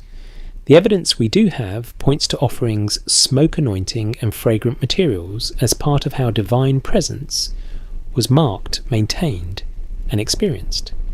One interpretation is that when ancient people imagined the Anunnaki physically, they may have included scent as part of appearance itself.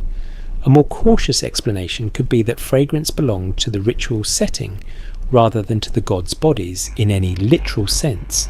That distinction is worth keeping in mind. But in practice, the two may have blurred. Because once a being is always encountered through scent becomes part of what that being is. Picture yourself once more in the sanctuary. The lamps are low. The robe hangs in still folds. The crown catches a line of fire. Yet before your eyes settle on any of it, the room has already changed your breathing. Smoke moves in a thin upward thread. Oil warms in a shallow lamp. The cedar note deepens, resinous and dry, mingling with dust, baked into brick, and the faint sweetness of something crushed and burned for offering. What's broadly accepted is that incense and aromatic oils played an important role in temple ritual. A careful reading might suggest that sacred presence in Mesopotamia was atmospheric before it was anatomical. The Anunnaki may have been sensed first, not as faces and hands, but as an alteration in the air itself. And honestly, that is a much better entrance strategy than most human beings manage. Most of us arrive by coughing, apologising, or dropping something loud. Divine presence, by contrast, arrives through atmosphere. That is not a small point. Modern people often imagine physical appearance as a visual category, only as if a body ends neatly at the skin and everything else is just background decoration. Ancient ritual life seems less interested in such clean separations. The evidence we do have points to embodied presence being shaped by everything around the figure: light ornament, sound smoke, perfume, movement, and setting. One interpretation is that the Anunnaki's appearance cannot be reconstructed properly if you strip away the temple environment. A more cautious explanation could be that scent only enhanced ritual emotion. That is possible. Historians still argue whether divine appearance in ancient religion should be understood strictly as bodily form, or more broadly as sensory manifestation. That debate matters more than it first seems, because if scent belongs to appearance, then the body of the god expands outward. The divine presence is no longer limited to face robe or gesture. It reaches you before the eyes do. It occupies the lungs. It marks the threshold of sacred space. Most historians agree that aromatics in the ancient Near East were valuable and often imported, which made them not only pleasant but prestigious. Cedar myrrh-like resins, perfumed oils, and incense-bearing substances carried both economic and symbolic weight. Archaeology suggests that such materials were linked to offering purification and the honouring of deities. One interpretation is that the Anunnaki may have been imagined as bodies worthy of rare scent, or even bodies that seemed naturally accompanied by it. Not because they were walking perfume counters, to be clear. Let me rephrase that more carefully. The surviving evidence does not allow us to say that Mesopotamian scribes believed the Anunnaki literally emitted cedar from their elbows. That is a possibility no one serious is proposing, and I feel professionally obligated to thank the tablets for their restraint. A more cautious explanation could be that when divine images were washed and anointed, clothed and sensed, the resulting fragrance became inseparable from the experience of standing before the sacred. If you encounter the god through perfume every single time, perfume becomes part of the god's body in memory. This is suggestive, not conclusive. But ritual memory is powerful.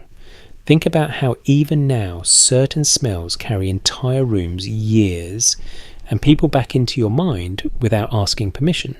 Ancient temple religion would have known this at the level of practice even without modern neuroscience explaining it in long, expensive words. The scent of incense means ritual is happening. Oil means maintenance, attention, honour. Resin means cost care and sacred seriousness. A careful reading might suggest that the physical appearance of the Anunnaki included this olfactory halo because holiness in Mesopotamia was not abstract. It was managed, prepared, and staged through the senses. What if the story is pointing at something else? What if divine scent matters because it distinguishes the god from ordinary human life in the most immediate possible way? Human bodies smell like labour, weather, breath, animals, grain dust, smoke from cooking fires, and long afternoons with questionable access to bathing. Mesopotamian people knew very well what daily life smelled like, and it was probably not a luxury spa called River Mud and existential barley. So when the divine sphere is marked by perfumed oil, incense, cedar and resin, one interpretation is that the gods are made bodily distinct through aromatic separation. They smell like order, offering and care. Humans smell like effort. That is not an insult. It is just anthropology being honest. A fringe idea proposes that references to extraordinary fragrance in ancient worship preserve memory of non-human beings whose bodies naturally produced unusual scents later reinterpreted as sacred perfume. This theory isn't widely accepted, and the evidence for it is extremely thin. Still, it survives in fringe retellings, because scent feels mysterious. You cannot hold it. You cannot sketch it. You can only encounter it and try to explain why the whole room changed. The mainstream explanation is steadier. What's broadly accepted is that ritual fragrance helped construct divine presence in temples, and that this sensory experience likely shaped how people imagined the gods themselves. Which means appearance may have been something you inhaled. And once that thought settles in, the whole sanctuary changes again. The crown no longer floats in neutral air. The eyes no longer watch from a clean visual vacuum. The robes do not merely hang. They hold absorbed scent. The beard may be touched by oil. The hands may be anointed. The body seems not only lit but perfumed, as though sacred authority is carried in vapour as much as in image. One interpretation is that the Anunnaki's physical detail included an atmosphere of fragrance, because ritual care made the divine body smell, maintained, honoured, and unlike anything outside the temple walls. Most historians agree that anointing and incense belong to the ritual toolkit of ancient religion. Archaeology suggests that divine statues and sacred spaces received material attention meant to honour and awaken presence. Historians still argue whether such treatment reflects how worshippers imagined the gods in themselves, or merely how gods were served in cult practice. There's no full consensus. But if the evidence is thin, we'll say so, and here the strongest ground is simple divine presence in Mesopotamia was sensory, and scent was part of that sensory world. The mystery isn't in whether we can identify every ingredient. The mystery is how thoroughly a civilization could build holiness out of air. Stand there one more moment. The lamp crackles faintly. Smoke folds upward. Cedar lingers under resin. Warm oil softens the space around the divine image. Before you even raise your eyes, you know you are not standing in an ordinary room. That may be one of the clearest clues of all. Most historians agree that incense and perfumed oils helped define Mesopotamian ritual environments. A careful reading might suggest that the Anunnaki's appearance included this invisible layer where body and atmosphere merge into one sacred impression. And what if in the oldest temples, the first sign that a god had entered the room was not something you saw at all, but the quiet, costly change in the air? The air still holds its cedar and resin, the invisible threshold that tells your body it has entered sacred territory, and then just when the figure seems complete enough to stand in memory, another shape begins to gather at the edges, not exactly part of the body, not exactly separate from it, a shadow that looks as if it might open. Wings, or at least the idea of wings. Most historians agree that Mesopotamian art includes many winged figures, but archaeology suggests that these figures belong to several different categories and should not all be folded together into one convenient mythological pile just because modern storytelling loves a dramatic silhouette. The evidence we do have points to protective spirits, hybrid beings, divine attendants, and symbolic motifs appearing with wings in reliefs, seals, and monumental art. What's broadly accepted is that not every winged figure in Mesopotamian visual culture is an Anunnaki figure, and that distinction matters a great deal. One interpretation is that later viewers, especially modern ones, often blur categories that ancient artists likely kept more distinct. And yes, humanity does have a long and enthusiastic tradition of seeing one mysterious thing and immediately deciding it must explain all the others. Still wings keep returning to the conversation because they solve a certain emotional problem. They make divinity visible in one glance. You do not need translation ritual training or patient study of temple symbolism. You see wings and your brain says, "Ah, not from around here." That instinct is powerful, but it can also be misleading. Historians still argue whether some winged elements in Mesopotamian art represent movement, celestial status, protective power, or simply a formal symbol attached to particular classes of beings. There's no full consensus on every image, but the mainstream point is firmer than the mist around it. Wings appear in the visual world of Mesopotamia, yet they do not automatically define the physical appearance of the Anunnaki themselves. That is our solid ground. We'll keep the solid ground separate from the mist. Picture yourself now not in the smallest inner sanctuary, but near a carved relief or a cylinder seal impression where more figures gather in the scene. The lamplight or daylight catches incised lines. A royal figure stands. A god or attendant appears nearby. Behind one form, perhaps a pair of wings opens in stylized balanced feathers arranged with the same Mesopotamian love of order you have already noticed in crowns, robes and beards. The wings do not flap. They do not create weather. They do not behave like a giant bird awkwardly crammed into a temple bureaucracy. They are controlled, patterned, emblematic. One interpretation is that wings in this art often function more like sacred signage than biological engineering. A more cautious explanation could be that they indicate the ability to cross realms, divine swiftness, or protective reach rather than literal anatomy. That's a possibility, not a certainty. The mystery isn't in whether wings look impressive.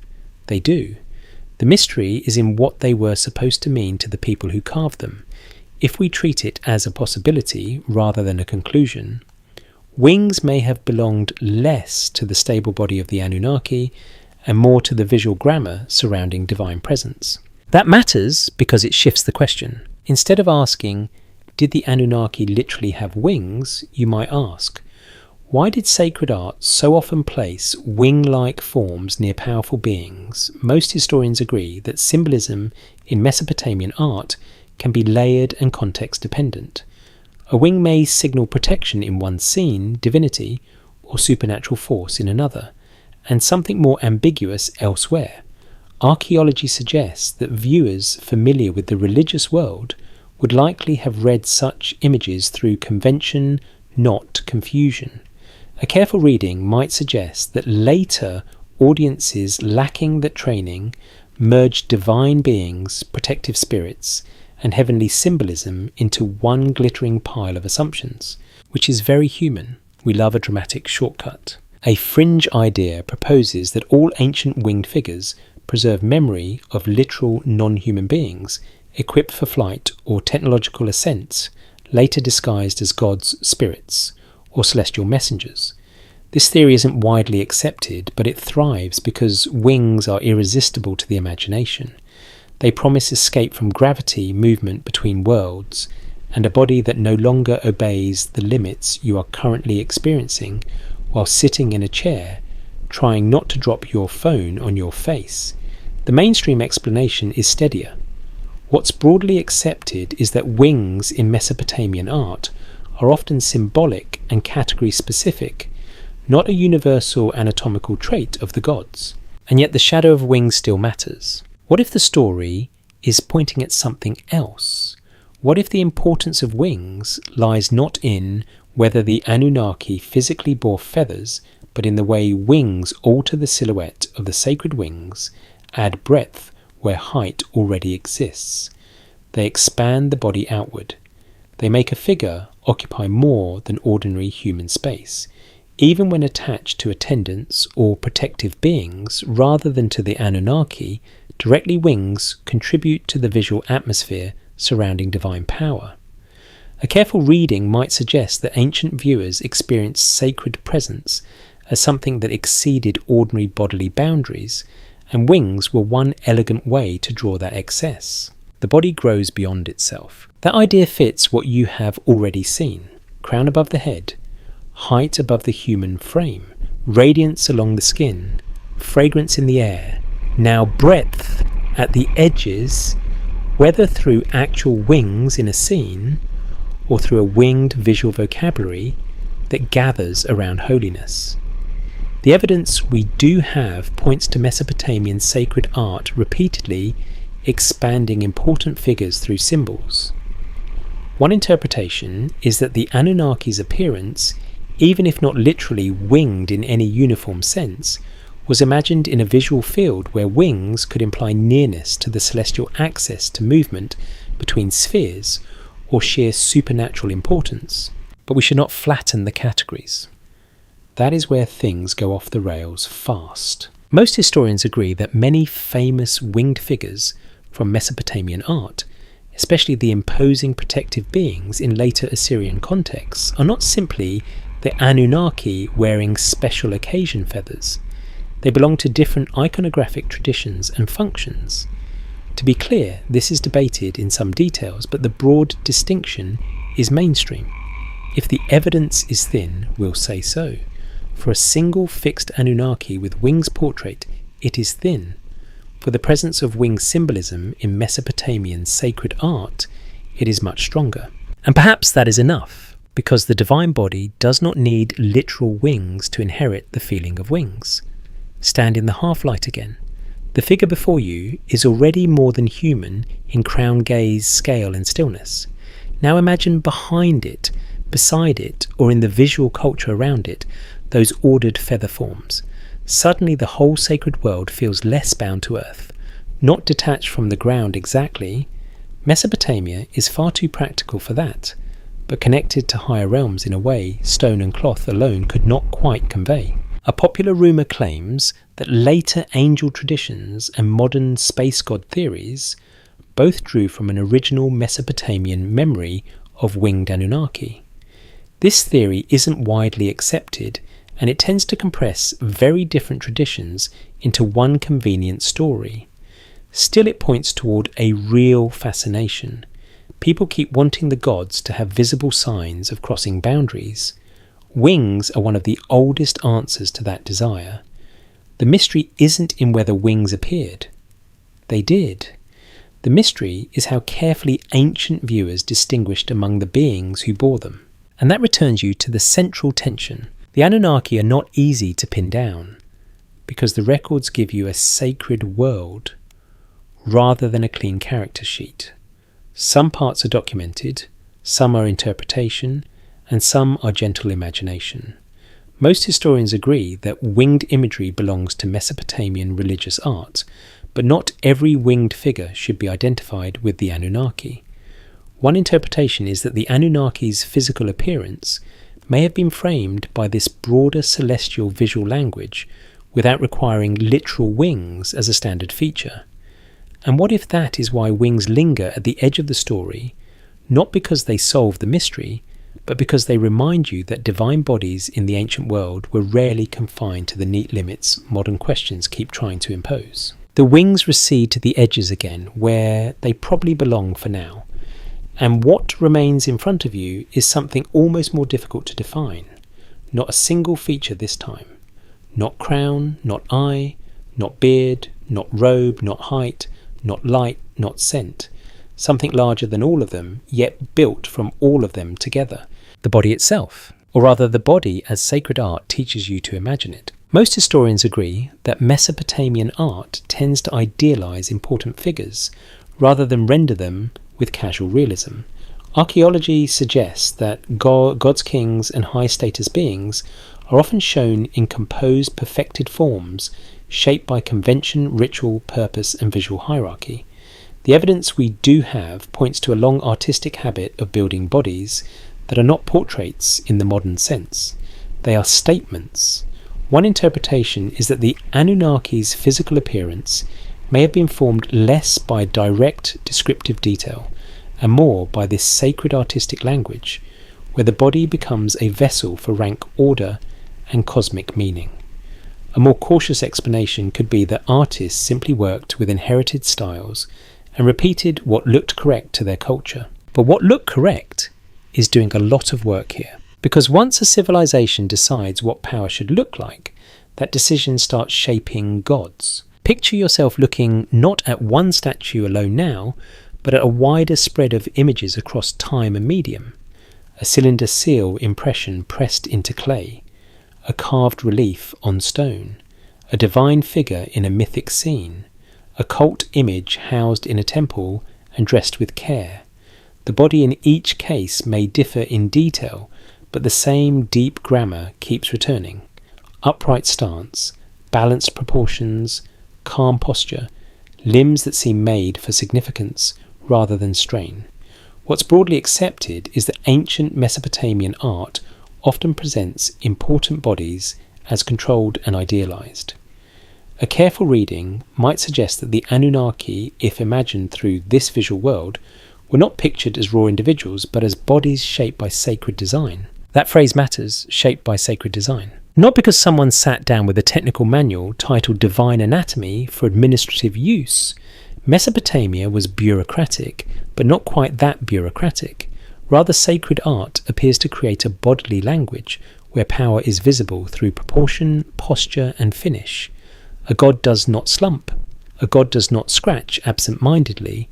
A god does not seem caught mid-sneeze, or halfway through a disappointing lunch. The divine body is complete before you arrive. One interpretation is that the Anunnaki were imagined through bodies made deliberately free from accident, awkwardness, and wasted motion, which makes them very different from the rest of us who are mostly held together by snacks and hopeful posture. Historians still argue whether this idealized body language reflects how worshippers literally imagine the gods, or whether it belongs mainly to the formal world of artistic and ritual representation. There's no full consensus, and that is worth saying clearly. We're not proving anything tonight, we're following clues. But the clues point in a fairly steady direction.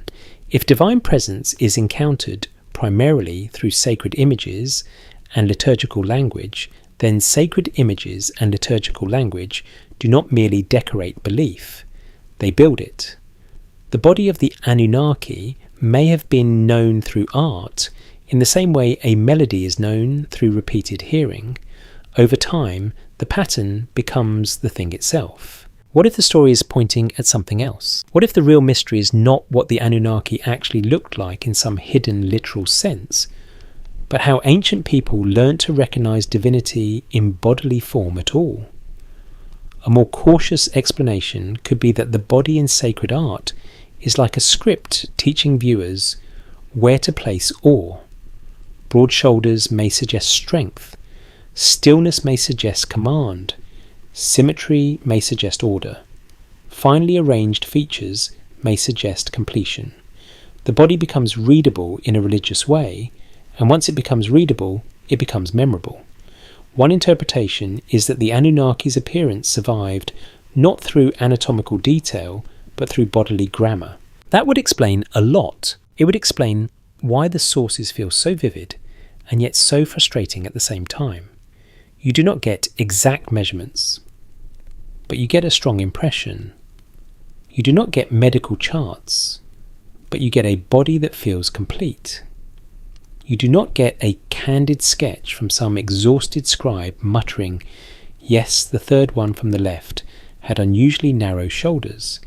Instead, you get sacred form repeated until it settles into the imagination. Most historians agree that idealization plays a major role in ancient representations of divine and royal figures. Archaeology suggests that this idealization is not random prettiness but ordered communication. Bodies are made legible through style. One interpretation is that the Anunnaki were imagined as physically perfect, not because perfection was observed in a literal encounter, but because sacred art used perfection as the clearest sign that a being belonged above the human sphere. A more cautious explanation could be that idealization mainly served political and ritual needs. That is possible too. In Mesopotamia, politics and theology are frequent dinner companions, and they rarely leave early. A fringe idea proposes that the consistency of divine bodies in ancient art preserves a memory of actual encounters with beings who all shared an unusual, highly controlled appearance, later stylized but still recognizably based on something seen. This theory isn't widely accepted, and the evidence for it is thin. Still, it survives, because repetition feels persuasive. If many images look similar, people start wondering whether art is copying reality rather than constructing it. The mainstream explanation is steadier. What's broadly accepted is that artistic conventions shape similarity. Repetition often reflects training, culture, and ritual expectation more than eyewitness reporting. If the evidence is thin, we'll say so. And here the strongest ground lies in how Mesopotamian art works, not in fringe claims about what it secretly recorded. That artistic logic can feel strangely physical once you let it settle. The divine body is not built like a labourer's body. It does not advertise heavy effort, imbalance, or wear. It is a body of office, a body of presence, a body that seems meant to stand longer than humans can stand, look longer than humans can look, and bear symbolic weight more easily than flesh ought to. A careful reading might suggest that the Anunnaki's appearance became sacred through this very removal from ordinary bodily compromise. They are not interesting because they break the human form. They are interesting because they perfect it according to values Mesopotamia found holy: order, stability, rank, completion. And once you notice that the body begins to resemble the civilization that imagined it. Mesopotamia builds walls from repeated brick cities, from measured lines, temples from raised platforms, authority from seals and offices, memory from tablets pressed with careful signs. Why would its gods not also be built through pattern? One interpretation is that the Anunnaki's bodies were artistic extensions of the same cultural instinct that shaped everything else to order the world until meaning could live inside it. That may be why the sacred body feels almost architectural. The shoulders are like a lintel, the robe falls like a facade. The beard tears like carved decoration. The crown rises like a shrine. Even the stillness has structure. This is suggestive, not conclusive, but it helps explain why the Anunnaki can feel physically vivid without ever becoming fully individual in the modern sense. Sacred art is not trying to introduce you to their hobbies, it is trying to establish their category. Most historians agree that divine and royal bodies in Mesopotamian art were shaped by idealized visual formulas. A careful reading might suggest that the Anunnaki's physical appearance emerged from those formulas more than from direct body description, turning sacred art itself into a kind of anatomy. And what if by the time you finish staring into the half-light, you realise the most important detail was never a single feature at all, but the way the whole body had been designed to look less like a person caught in time and more like order given a human shape. The body has now gathered itself into something almost architectural. In your mind, a sacred structure made of crown gaze, fabric, scent, height and stillness. And just when it begins to seem unmistakably divine, another complication arrives. The kings start looking similar. Not identical, not quite, but similar enough to make the whole question more slippery. Most historians agree that Mesopotamian rulers borrowed divine imagery to legitimize their authority. Archaeology suggests that kingship in the ancient Near East was deeply entangled with the sacred, and the evidence we do have points to a visual world in which rulers adopted elevated dress, stylized beards, formal posture, and carefully managed ceremonial presentation. One interpretation is that kings deliberately echoed the bodily appearance of the gods, so their rule would feel cosmically anchored. A more cautious explanation could be that divine and royal art simply developed side by side within the same broader aesthetic system. Either way, the result is the same. The body of the king begins to look like an echo of the divine body. And that makes the Anunnaki harder to isolate, because once earthly power starts borrowing heavenly style, you have to ask whether you are looking at a god, a ruler, or a ruler trying very hard to look like someone heaven has already approved.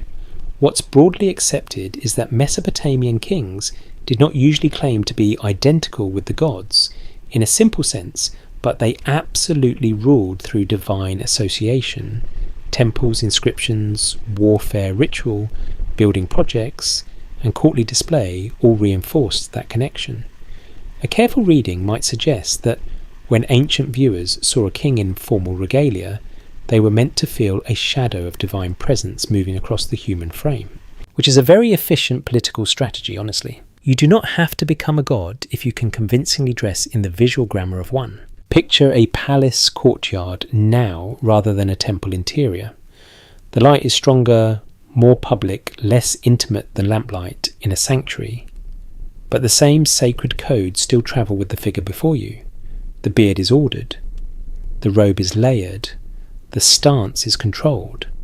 Perhaps the crown differs.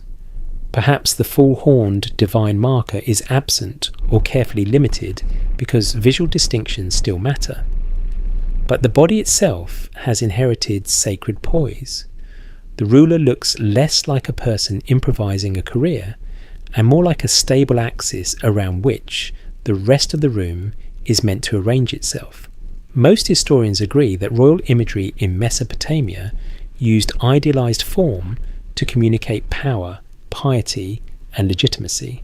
One interpretation is that kings borrowed from the appearance of divine beings, including the broader visual atmosphere surrounding figures we associate with the Anunnaki. That borrowing may be one of the biggest clues in the whole puzzle, because people imitate what they admire, fear or wish to stand near. If kings repeatedly borrow a certain style of body, then that style likely carried enormous authority already. The evidence we do have points to divine imagery setting the standard for exalted presence. A more cautious explanation could be that divine and royal forms influenced each other in complex ways over time. Historians still argue whether royal art is best understood as imitating divine appearance, participating in the same symbolic system, or strategically blurring the gap between human and divine for political ends. There's no full consensus, but the overlap itself is undeniable enough to matter. An overlap is where things get interesting. What if the story is pointing at something else? What if the Anunnaki's physical appearance is difficult to reconstruct, precisely because it became the template for sacred authority more generally? Once kings begin to borrow divine posture, divine grooming, divine stillness, and divine richness, the original sacred body gets diffused into public power. A careful reading might suggest that the Anunnaki do not remain locked in myth. Their bodily logic walks into the palace. It settles into court ritual. It shapes how rulers wish to be seen. The divine body becomes contagious in the most ceremonial sense possible. No need to panic. This is a robe and beard contagion, not an apocalyptic one. Still, the implications are serious. If royal imagery imitates divinity, then the Anunnaki were not imagined as random fantasy beings with eccentric features. They were imagined as the highest standard of bodily legitimacy available to the culture. That means their appearance had to be both recognisable and imitable, at least in part. Too strange, and kings could not borrow it. Too ordinary, and borrowing it would do nothing. So the sacred body likely sat at exactly the point where it could be echoed but never fully reached. One interpretation is that this is why the Anunnaki's appearance remains so composed, idealized, and symbolically rich. It had to function as a model. Most historians agree that rulers across Mesopotamian history presented themselves as chosen, favoured, or sanctioned by the gods. Archaeology suggests that this relationship was reinforced through monuments, inscriptions, ritual acts, and visual presentation. A more cautious explanation could be that kings were not so much copying literal divine anatomy as participating in a shared language of authority. That is a fair point. If the evidence is thin, we'll say so. Exact chains of influence are difficult to prove in every case, but the repeated resemblance between divine and royal presentation is strong enough to carry real interpretive weight. And that resemblance changes how you imagine the gods. Because now the Anunnaki are not just distant beings in temple half-light. They are also the source of the visual ideals that earthly rulers chase. The beard is no longer merely decorative, it becomes a claim. The robe is no longer merely ceremonial, it becomes a statement of sanctioned order. The calm face is no longer just mysterious, it becomes politically useful.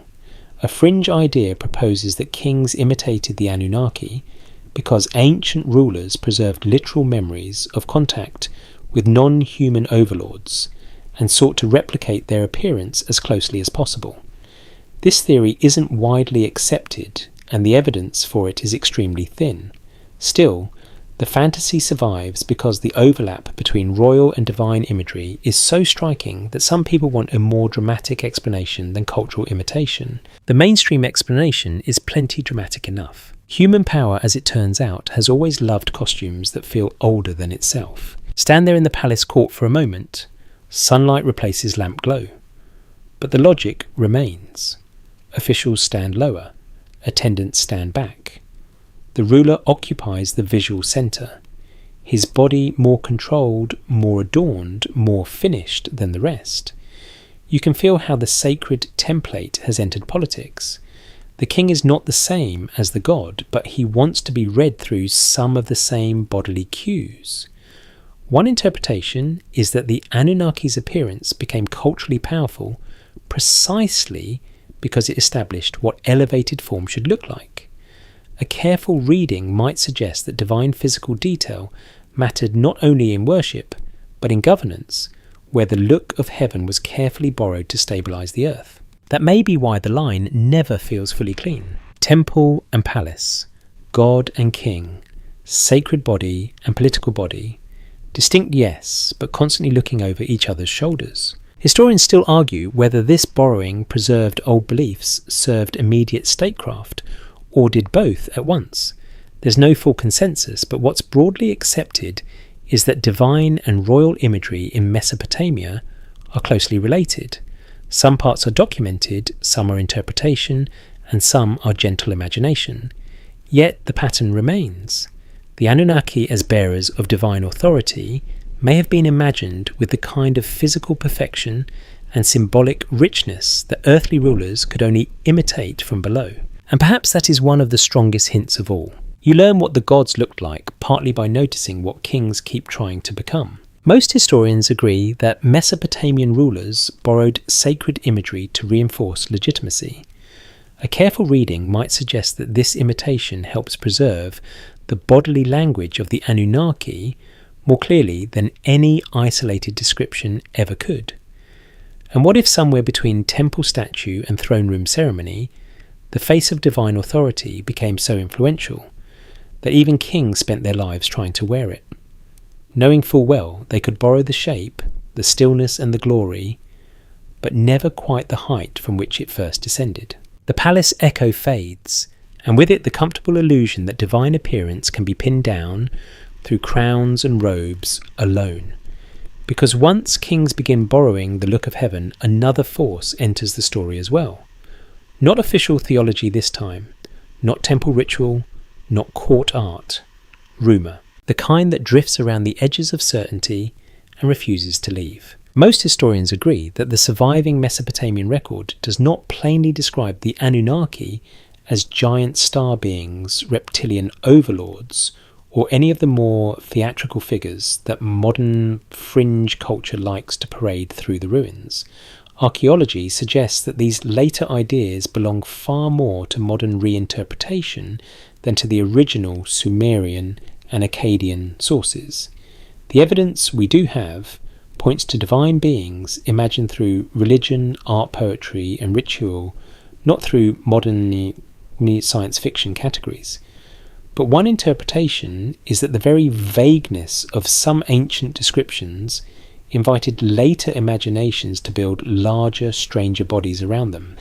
A more cautious explanation could be that people simply dislike unfinished puzzles and will decorate any blank space until it starts looking like a revelation, which, to be fair, is one of humanity's oldest hobbies. So now you step out of the temple and palace for a moment and into the long afterlife of the Anunnaki in popular imagination.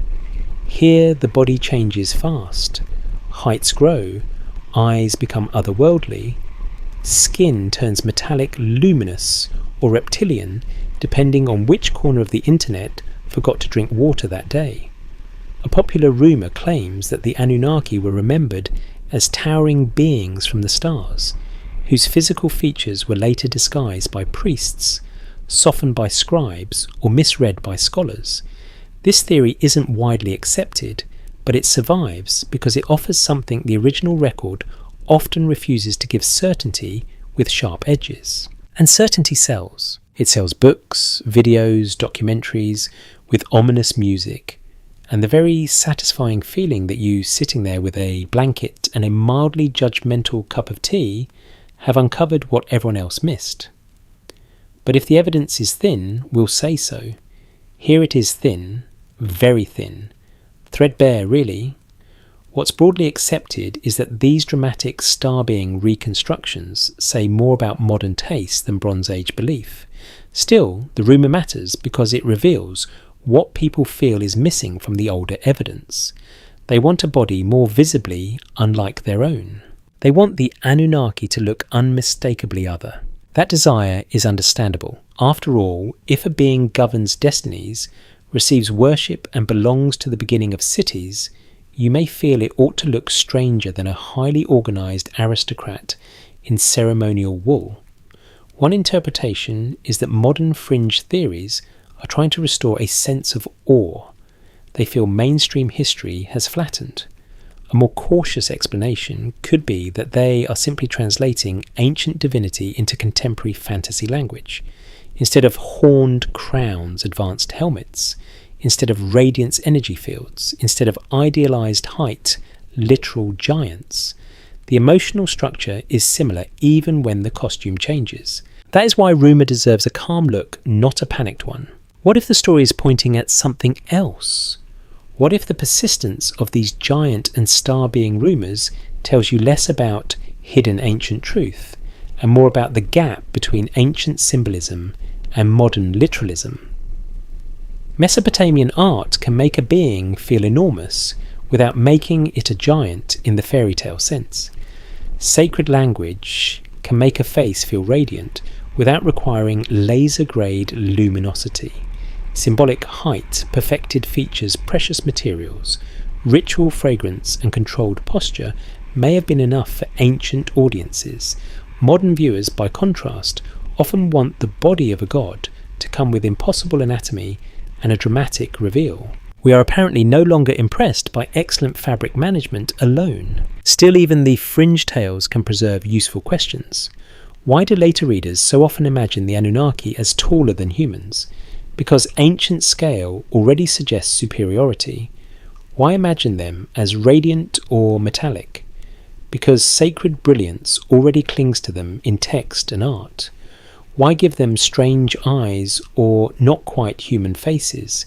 Because the original visual language already plays with that threshold between familiar and distant. A careful reading might suggest that modern rumour exaggerates real ancient effects rather than inventing them from nothing. Historians still argue whether fringe readings tell us anything at all about ancient reception, but they certainly tell us something about which features of the sacred body remain most powerful. Height, eyes, light, distance. Those are the features rumour keeps grabbing. Most historians agree that the Anunnaki of Mesopotamian religion belong to a cultural and theological world very different from modern extraterrestrial lore. Archaeology suggests that the safest reading keeps them grounded in the symbolic and ritual language of the ancient Near East. Yet a fringe idea proposes that myths preserve garbled memories of encounters with physical beings whose appearance exceeded normal human experience. This theory isn't widely accepted, but if we treat it as a possibility rather than a conclusion, we can at least ask why it appeals. Perhaps because ancient sacred art already makes the divine body feel just beyond comfort. Rumour simply pushes that feeling over the edge. And once it does, the body becomes spectacular. Too spectacular, usually. The Anunnaki become 10 feet tall or 20. Their faces stop being idealised and become aggressively non-human. Their skin turns into metal crystal or scales. Their eyes glow. Their clothes cease to be robes and become advanced suits, because modern imagination has decided no sacred being may enter the stage without first clearing design notes from science fiction. A popular rumour claims that ancient descriptions of gods coming from heaven must refer to physical visitors whose appearance was only partially understood. Again, this is not widely accepted. The more cautious explanation could be that heavenly origin in ancient religion is exactly what it sounds like in context. Divine mythic, sacred cosmological, not aerospace reporting in disguise. Let me rephrase that more carefully.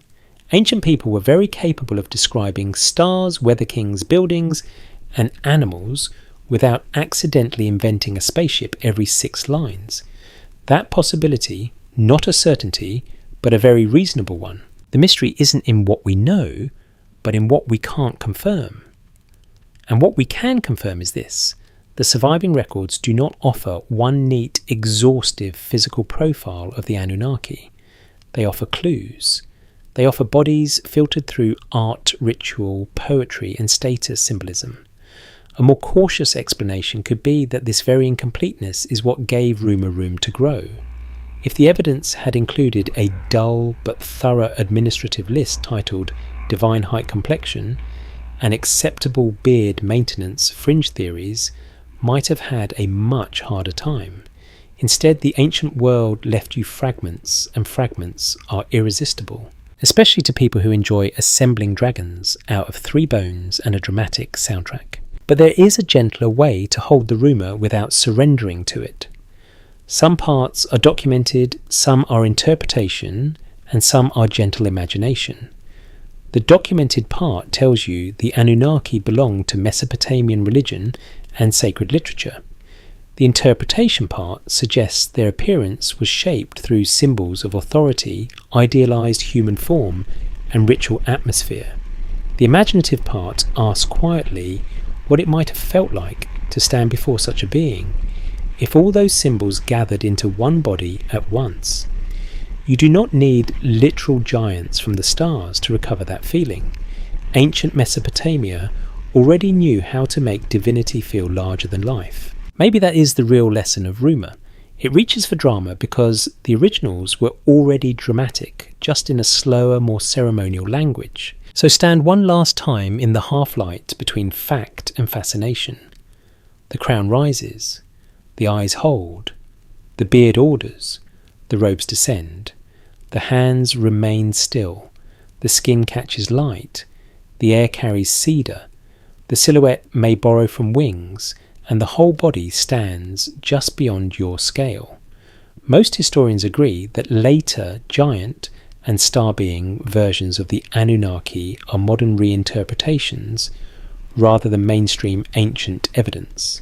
A careful reading might suggest that these rumours magnify features already present in older sacred imagery.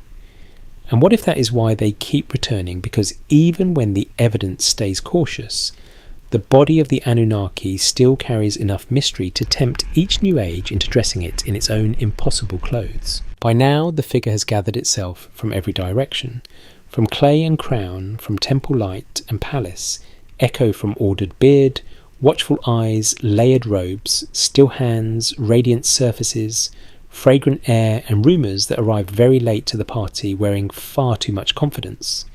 And after all that, the strangest thing is this: the Anunnaki are still not fully visible. Not because the record tells you nothing, because it tells you just enough. Most historians agree that the surviving Mesopotamian evidence for divine appearance is fragmentary, filtered and shaped by art, ritual and translation. Archaeology suggests that the gods of Sumer and Akkad were imagined in elevated human form, marked by symbols of status and sacred distinction, rather than by a neat catalogue of impossible anatomy. The evidence we do have points to a body built through repetition: crown, eyes, beard, robe, height, gesture, radiance, atmosphere. One interpretation is that the Anunnaki's physical appearance survives not as a single portrait, but as a mosaic of clues spread across hymns, seals, statues, cult practice, and the habits of a civilization learning how to picture power. A more cautious explanation could be that no one ancient viewer needed a complete portrait because the symbols already did the work. And perhaps that is the final lesson. A god does not always need exact cheek measurements. A god needs recognizability. What's broadly accepted is that Mesopotamian religion was not built for modern curiosity about literal visual reconstruction. It was built for worship, ritual, hierarchy and order. A careful reading might suggest that the Anunnaki's appearance remained intentionally legible rather than exhaustively detailed. Their bodies were known through signs. The horned crown tells you divinity. The large steady eyes tell you vigilance. The ordered beard tells you authority. The robes tell you ceremonial rank. The greater height tells you superiority. The composed hands tell you self-command. The brilliance of precious materials tells you value and permanence. The fragrant air tells you presence before presence even fully arrives. Historians still argue whether ancient viewers imagined these features as literal divine anatomy, symbolic artistic language, or some intimate blend of both. There's no full consensus, and that uncertainty is not a flaw in the evidence. It is part of the experience the evidence preserves, because mystery in this case is not a gap after the story. It is the final shape of the story, What if the stories are pointing at something else? What if the Anunnaki were never meant to be seen the way you examine an object on a table, turning it under bright light until every surface yields? What if they were meant to be encountered the way temple religion encounters everything sacred in layers through mood gesture, material light, and repeated signs that never quite collapse into a single plain answer? One interpretation is that the Anunnaki's appearance remains powerful precisely because it resists flattening. You get enough to imagine them, but not enough to domesticate them. And that may be the oldest technology of awe. Most historians agree that Mesopotamian gods were fundamentally part of a religious cosmos, not hidden sci-fi characters waiting for a better marketing department. Archaeology suggests that their appearance was entangled with royal ideology, cult imagery, sacred materials, and artistic convention. A fringe idea proposes that the gaps conceal memories of something more literally non-human, perhaps giants, star beings, or other entities later softened into symbolic form. This theory isn't widely accepted, and if the evidence is thin, we'll say so. It is thin. But even thin theories can reveal thick desires. They show how badly later ages want the gods to become visible in modern terms. They want sharper outlines, clearer strangeness, more spectacle. Yet Mesopotamia seems content with a slower spell. Its gods are not reduced to anatomy. They are composed through meaning. Stand them one last time in the temple half-light. The brick underfoot is cool at dawn. Oil trembles in a lamp. Cedar lingers in the air. The statue or imagined figure before you rises with the familiar signals you have come to know. Crown above the head, eyes wide and fixed, face perfected into calm authority, beard falling in carved order, robes weighted with significance, hands quiet, body taller in effect than in certainty, surface touched by the glow of metal, stone and fire, and around all of it the ancient discipline of symbol, the patient refusal to hand you one final literal answer. The mystery isn't in what we know, but in what we can't confirm. That line has followed you through the whole journey, because it belongs here more than anywhere. Some parts are documented, some are interpretation, and some are gentle imagination. The documented part tells you that Mesopotamia imagined divine beings through elevated human form and sacred visual codes.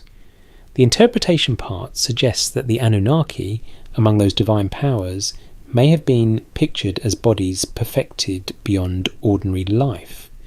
The imaginative part lets you feel what that body might have done to the room, how it might have stilled conversation, how it might have changed the air, how it might have made even a king feel like a copy.